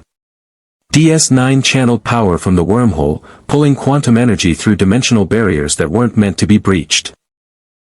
Babylon 5 synchronized its defense grid, creating a coherent gravitational field that bent space between the two stations and the approaching fleet. The effect was immediate and spectacular. Polaron beams curved away from their targets, redirected along gravitational gradients into empty space. Plasma torpedoes spiraled into each other, their detonations creating a brilliant but harmless fireworks display. For 30 seconds, the Dominion's overwhelming firepower became useless. Now, Sisko ordered. The Defiant dropped cloak. When had Worf engaged that? In synchronized pairs that overwhelmed individual pilots through coordinated fire. 3 more Starfleets vanished from the tactical display, their pilots' lives ending in silent flashes. Casualties mounting, Garibaldi reported, his voice tight. We've lost 12 fighters. 8 more are damaged. At this rate, we'll have no fighter screen in 10 minutes. Worf's voice came through strained with combat stress. Defiant shields at 20%. We have taken damage to primary power couplings. Quantum torpedo launchers offline. Switching to phasers only. A White Star vessel, the one that had sacrificed itself to save Babylon 5's command section, was limping toward the station, trailing plasma and debris. Its gravitic drive had failed, leaving it vulnerable. 2 Jem'Hadar attack ships moved to finish it. No, Sheridan breathed, watching the tactical display. Not like this. He reached for the weapons authorization console, his hand hovering over the control that would deploy Londo's shadow missiles. Sisko saw the moment stretch, saw everything balanced on this single choice. Captain, Bashir's voice cut through the command channel, coming from the medical bay. I need to report something. Carolyn Sanderson is awake. The words disrupted the moment like a stone thrown into still water. Sheridan's hand froze. She shouldn't be awake, Franklin's voice joined the channel. The neural sedative should have kept her unconscious for days. But something's happening. Her brain activity is spiking. She's trying to speak. Put her through, Sheridan ordered. The voice that emerged was barely human, layered with harmonics that shouldn't come from organic vocal cords, filtered through something that remembered being merged with alien technology. But the words were clear. Captain, the shadow weapons. I can feel them, waking. They're responding to combat. To violence. To hunger. Carolyn's breathing was labored, each word an effort. If you use them. But it didn't feel like victory. It felt like survival purchased at a price measured in lives and innocence lost. Delenn moved to Sheridan's side, placing a hand on his shoulder. You made the right choice, John. The hard choice. The one that preserves who we are even as we fight for survival. Tell that to the families of the pilots we lost, Sheridan replied. I will, Delenn said simply. And I will stand beside you when we honor their sacrifice. Because that is what leaders do. We carry the weight of our decisions and we remember the names of those who fall. Londo approached, and for once, his expression held no mockery. Captain Sheridan, for what it's worth, I believe you made the right choice. The shadow weapons would have destroyed the Dominion fleet, yes. But they would have destroyed something in us as well. Some lines, once crossed, can never be uncrossed. Carr joined them, and incredibly, stood beside Londo without hostility. The Narn have a saying. The warrior who preserves honor in the face of death has won the greater battle. Today, you won both battles. That is worth remembering. Sisko was coordinating with his crew, ensuring DS9's critical systems were stabilized, when Carolyn Sanderson's voice came through the medical channel one more time. Captains. I felt it. When you deployed the gravitic lens. When you chose not to use the shadow weapons. Something in the fragments of shadow technology still in my mind. They were disappointed. They wanted to feed. To consume. To prove that violence was the only answer. Her voice grew stronger. But you proved them wrong. You showed that even in war, even facing annihilation, there's another way. Maybe that's why I'm still alive. Because I needed to see it too. Franklin's voice interrupted. That's enough, Carolyn. You need to rest.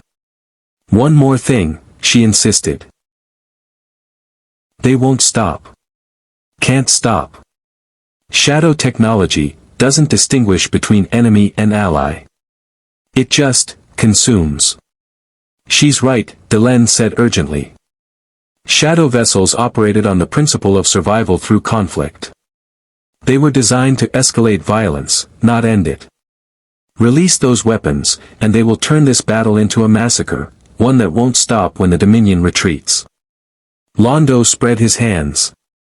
Then we modify the approach. Target the weapons at the battleships only. Program them to self-destruct after eliminating the primary threats. You can't program shadow technology, Carr said flatly. The Narn tried during the war. We captured shadow fighters, attempted to reprogram them for our use. Every single attempt ended in disaster, ships that turned on their own pilots, weapons that consumed their users, technology that corrupted everything it touched. Another massive impact shook Babylon 5. This time, the station's rotation visibly stuttered, artificial gravity fluctuating throughout the command section. Engineers screamed warnings about structural integrity failing in multiple sectors. Captain, we're out of time, Ivanova's voice crackled through heavy static. The fighter screen is collapsing. Dominion forces are moving to boarding range. If we don't do something in the next 2 minutes, they'll breach the hull and this becomes hand-to-hand combat in the corridors. Sisko made a decision. Captain Sheridan, don't use the shadow weapons. Sheridan turned to him, eyes blazing. Captain, with respect, you're asking me to let my station fall because of moral concerns about technology you don't understand. I'm asking you to trust that there's another way, Sisko replied. He touched his comm badge. Sisko to O'Brien. Chief, remember that experimental defense we discussed? The one using the wormhole's gravimetric interference pattern? O'Brien's voice came back dubious. Appearing directly beneath the lead Jem'Hadar battleship. At point-blank range, every phaser array fired simultaneously into the battleship's exposed underbelly. The massive vessel's shields, configured to deflect forward attacks, offered no protection. Explosions rippled along its hull as primary systems failed in cascade. The 3 White Star vessels struck in perfect coordination. Their neutron cannons, firing in synchronized pulses, hammered the second battleship from 3 different vectors. The Jem'Hadar vessel's shields buckled under the geometric focus of firepower, and its reactor containment failed in a flash that momentarily outshone the local star. Babylon 5's defense grid, no longer needing to defend against battleship weapons, concentrated on the attack ships with devastating efficiency. Particle beams carved through shields weakened by sustained combat. Pulse cannons found critical systems with surgical precision. The Dominion fighter screen, suddenly without capital ship support, found itself facing coordinated Starfury attacks that exploited every tactical weakness. The third battleship, seeing its companions destroyed and its formation in chaos, attempted to retreat. But Carr had been waiting for exactly this moment. Captain Sheridan, the Narn ambassador said with cold satisfaction, the Narn heavy cruiser Kotak survived the dimensional transition. It has been holding position in the outer system, awaiting opportunity. That opportunity has arrived. On the tactical display, a new contact appeared, a Narn warship that dwarfed even the Jem'Hadar battleships. Its heavy plasma weapons fired in a sustained barrage that caught the retreating battleship in a crossfire with the White Stars. The Dominion vessel never had a chance. When the gravitic lens collapsed 30 seconds later, draining both stations to minimal power, the tactical situation had transformed completely. Captain Sheridan, the Vorlons and Shadows fought for millions of years over one question: do younger races need to be guided, controlled, forced into evolution? Or do they need to be left alone to find their own path, even if it leads to destruction. She paused, struggling for breath.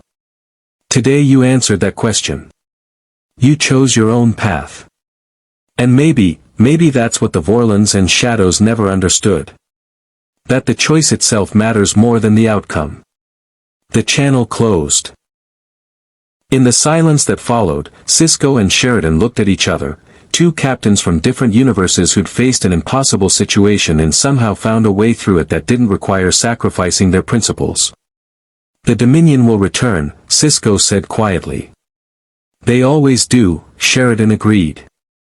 But next time, we'll be ready. And we'll face them together. On the view screen, repair crews were already swarming over both stations, beginning the long process of healing the wounds of battle. In the medical bays, doctors worked to save the injured. In the corridors, people mourned the fallen. And somewhere in the depths of space, the dimensional rift that had brought Babylon 5 to this universe pulsed with energy, suggesting that the story was far from over. 3 days after the battle, the stations had settled into an uneasy routine. Repair crews worked around the clock, welding hull plates and replacing burned-out systems. Memorial services had been held for the fallen, Starfury pilots, Ranger crews, and the civilians caught in the crossfire. The ceremonies had been attended by species from both universes, a strange communion of grief that transcended dimensional boundaries. Sisko stood in his office aboard Deep Space Nine, staring at reports from Starfleet Command. The response had been predictably mixed. Admiral Ross praised the tactical coordination and the successful defense against overwhelming odds.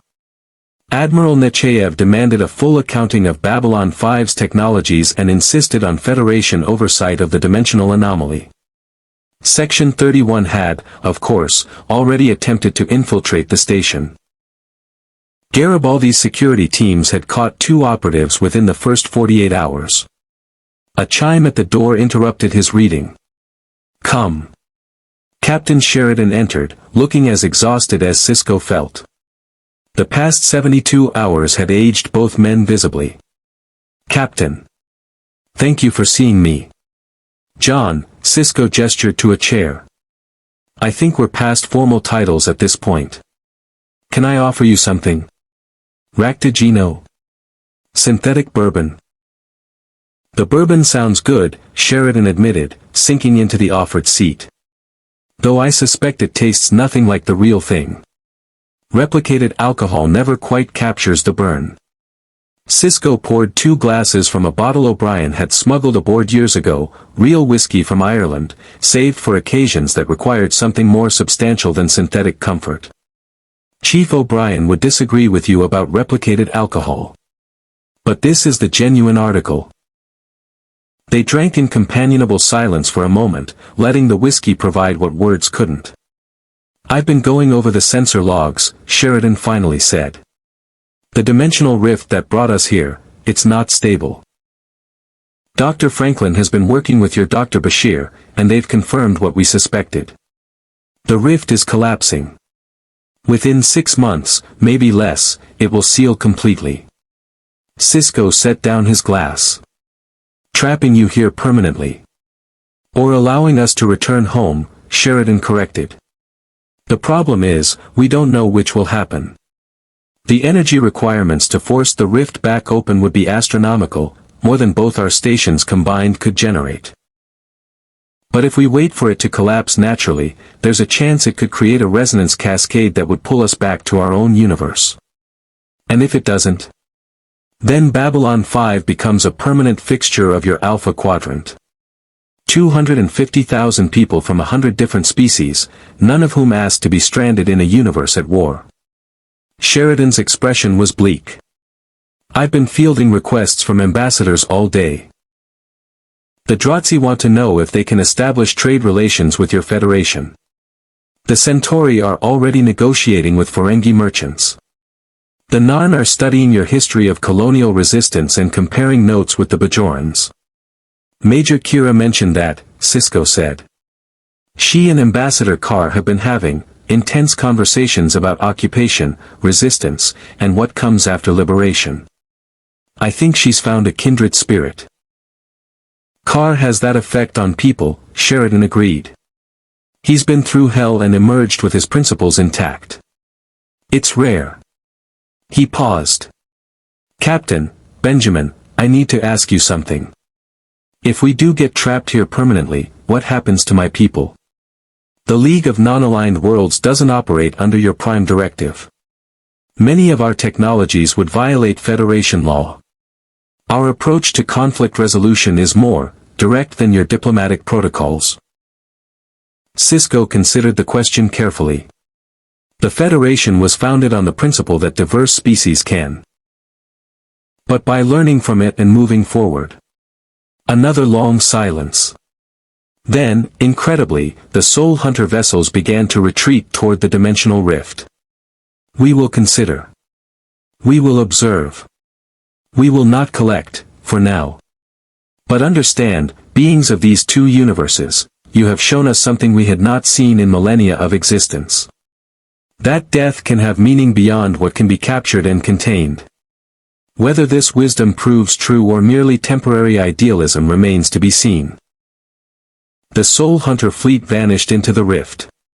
The dimensional tear pulsed once more, then began the slow process of collapse. Garibaldi let out a breath he'd been holding.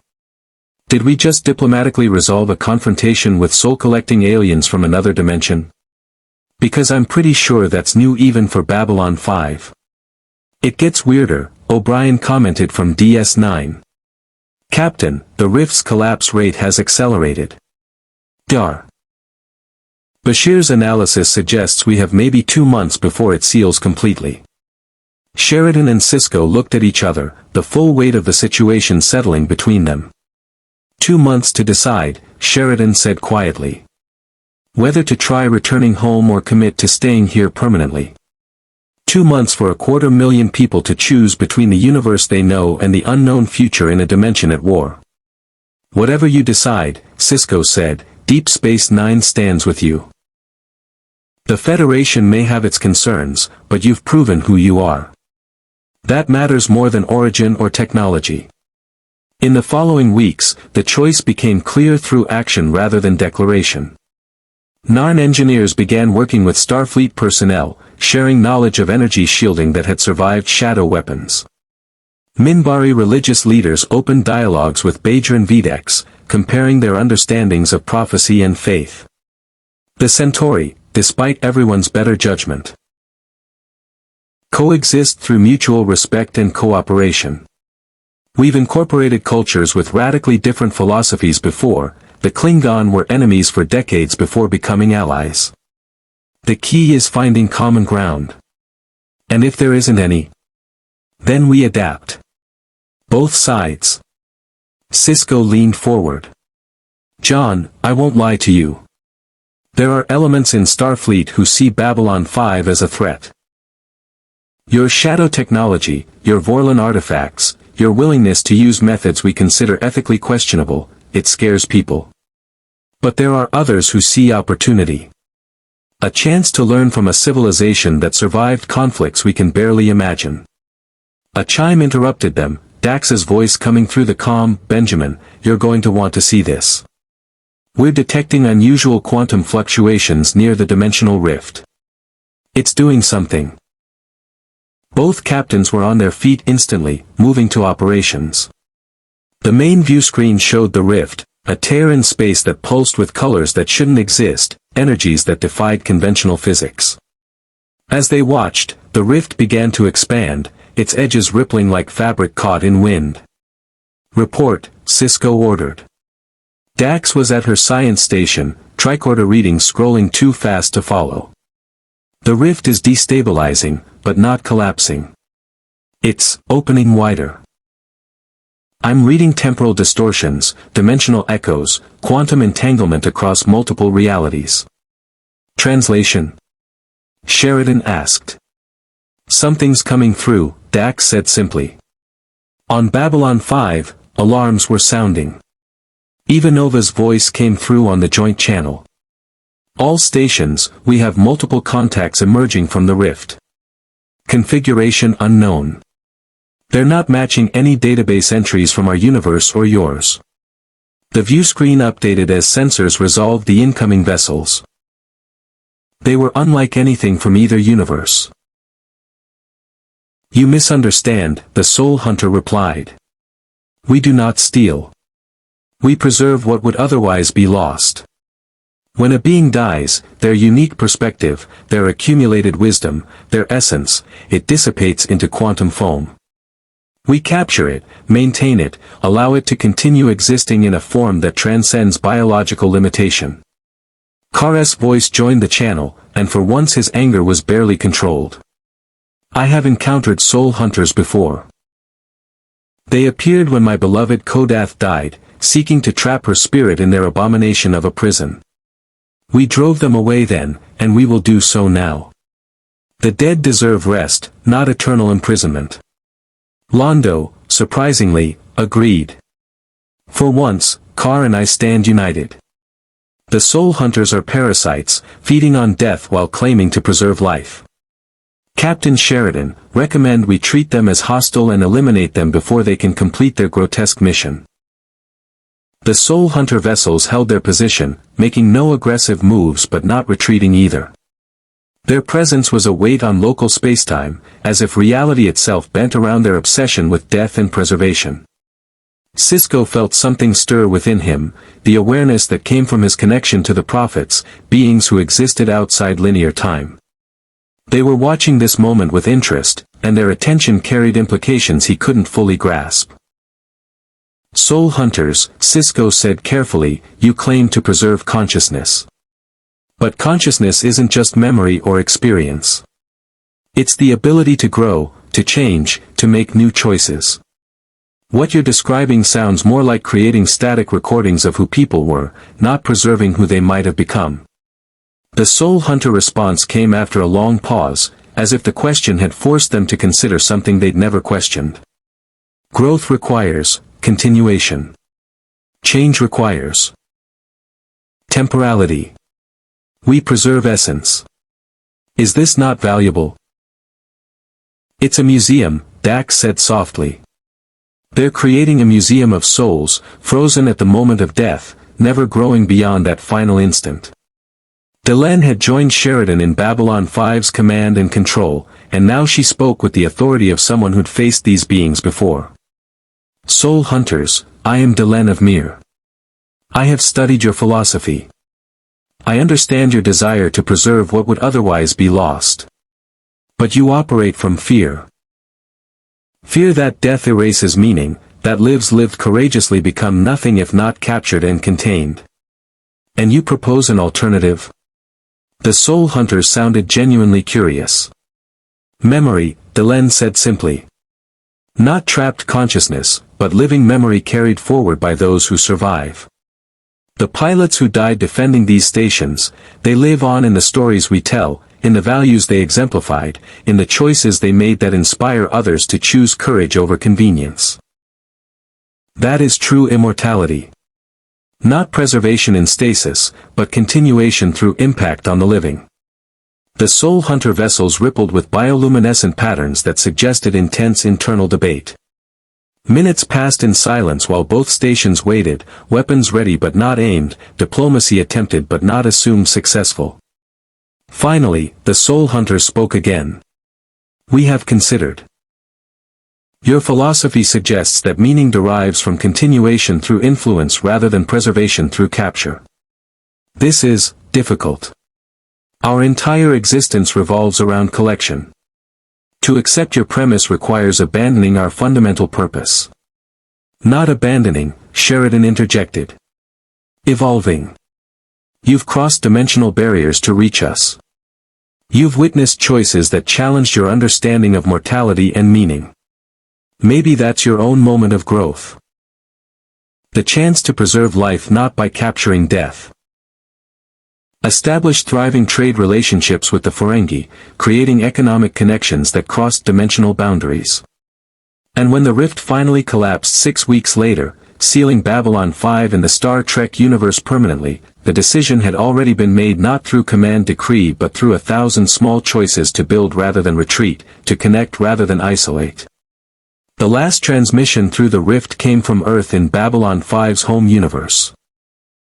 President Sheridan's government acknowledging the situation and granting Babylon 5 independence to operate as they saw fit in this new reality. "Looks like we're staying," Ivanova commented, watching the rift's final collapse. "Looks like," Sheridan agreed. "Commander, update our mission parameters. Babylon 5 is no longer Earth's last, best hope for peace. We're now something else." "What's that, sir?" Sheridan smiled, tired but genuine. "A bridge. Between two universes that needed to learn from each other. Between idealism and pragmatism. Between the Federation's principles and the League's survival ethics.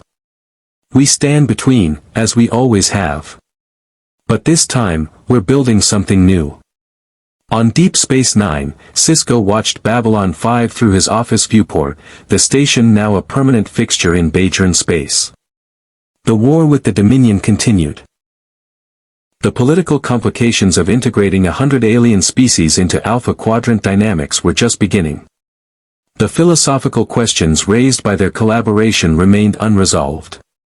But for the first time since the Dominion War began, Sisko felt something approximating hope. Not the naive optimism that everything would work out, but the harder, more valuable certainty that they would face whatever came together, with all their flaws, all their conflicting values, all their different approaches to the same fundamental questions about survival and meaning. Two stations. Two philosophies. One shared commitment to finding a way forward that didn't require sacrificing who they were in the name of expediency. It wouldn't be easy. It would probably be messy. It would certainly involve more arguments between Carr and Londo, more diplomatic incidents between Federation officials and League ambassadors, more moments when the choice between principle and survival would tear at the foundation of everything they claimed to believe. But they would face it together. And sometimes, that was enough. The arrival of Babylon 5 in the Star Trek universe during the height of the Dominion War forced both civilizations to confront fundamental questions about power, morality, and the cost of survival. The Federation's idealistic approach to diplomacy met the battle-hardened pragmatism of species who'd survived extinction-level conflicts. Starfleet's Prime Directive clashed with the Interstellar Alliance's interventionist philosophy. Advanced technologies from the Vorlon and Shadow conflicts introduced capabilities that terrified and tempted in equal measure. But in choosing to stand together rather than apart, in refusing to use weapons that would have guaranteed victory at the cost of their principles, the crews of both stations demonstrated something the Dominion never expected. That diverse beings with fundamentally different values could cooperate not by erasing their differences, but by honoring them while finding common ground in shared threats. The Soul Hunters came seeking to preserve the consciousness of the fallen, believing that death erased meaning unless captured. They left having witnessed something that challenged their ancient philosophy. That meaning persists not through preservation in stasis, but through influence on the living, through choices that echo forward, through values passed from one generation to the next. Carolyn Sanderson chose death over corruption, refusing to become a weapon even when survival demanded it. The Rangers sacrificed themselves to protect the station from a universe they'd never known. Captains Sheridan and Sisko rejected the use of shadow technology, proving that some lines remained uncrossable even in war. These choices mattered.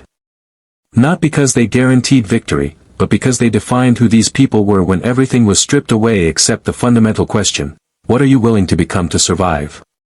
The dimensional rift sealed permanently, leaving Babylon 5 stranded in a universe where the laws of enemies and potential allies awaited. The Dominion would return, better prepared and more determined. The Romulans would continue their scheming. Starfleet would demand accountability and oversight. But standing together in Bajoran space, two stations born from different realities now shared a common purpose, to prove that diversity wasn't weakness, that principle wasn't naivety, that the hard choices could be made without sacrificing the values that made those choices worth making. The war continued. The universe remained dangerous and complicated. The questions that divided Federation idealism from League pragmatism persisted without easy answers. But both stations had learned something valuable, that when facing the darkness, you didn't have to choose between compromising your principles and losing everything. Sometimes, if you were brave enough and creative enough and lucky enough, you found a third path that preserved both survival and soul.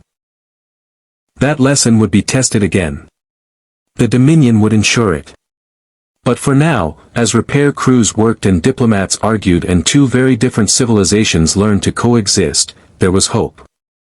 Not certainty. Not easy answers. Just hope, and the determination to face whatever came next together. In the end, that was enough. Live long and prosper. More stories await.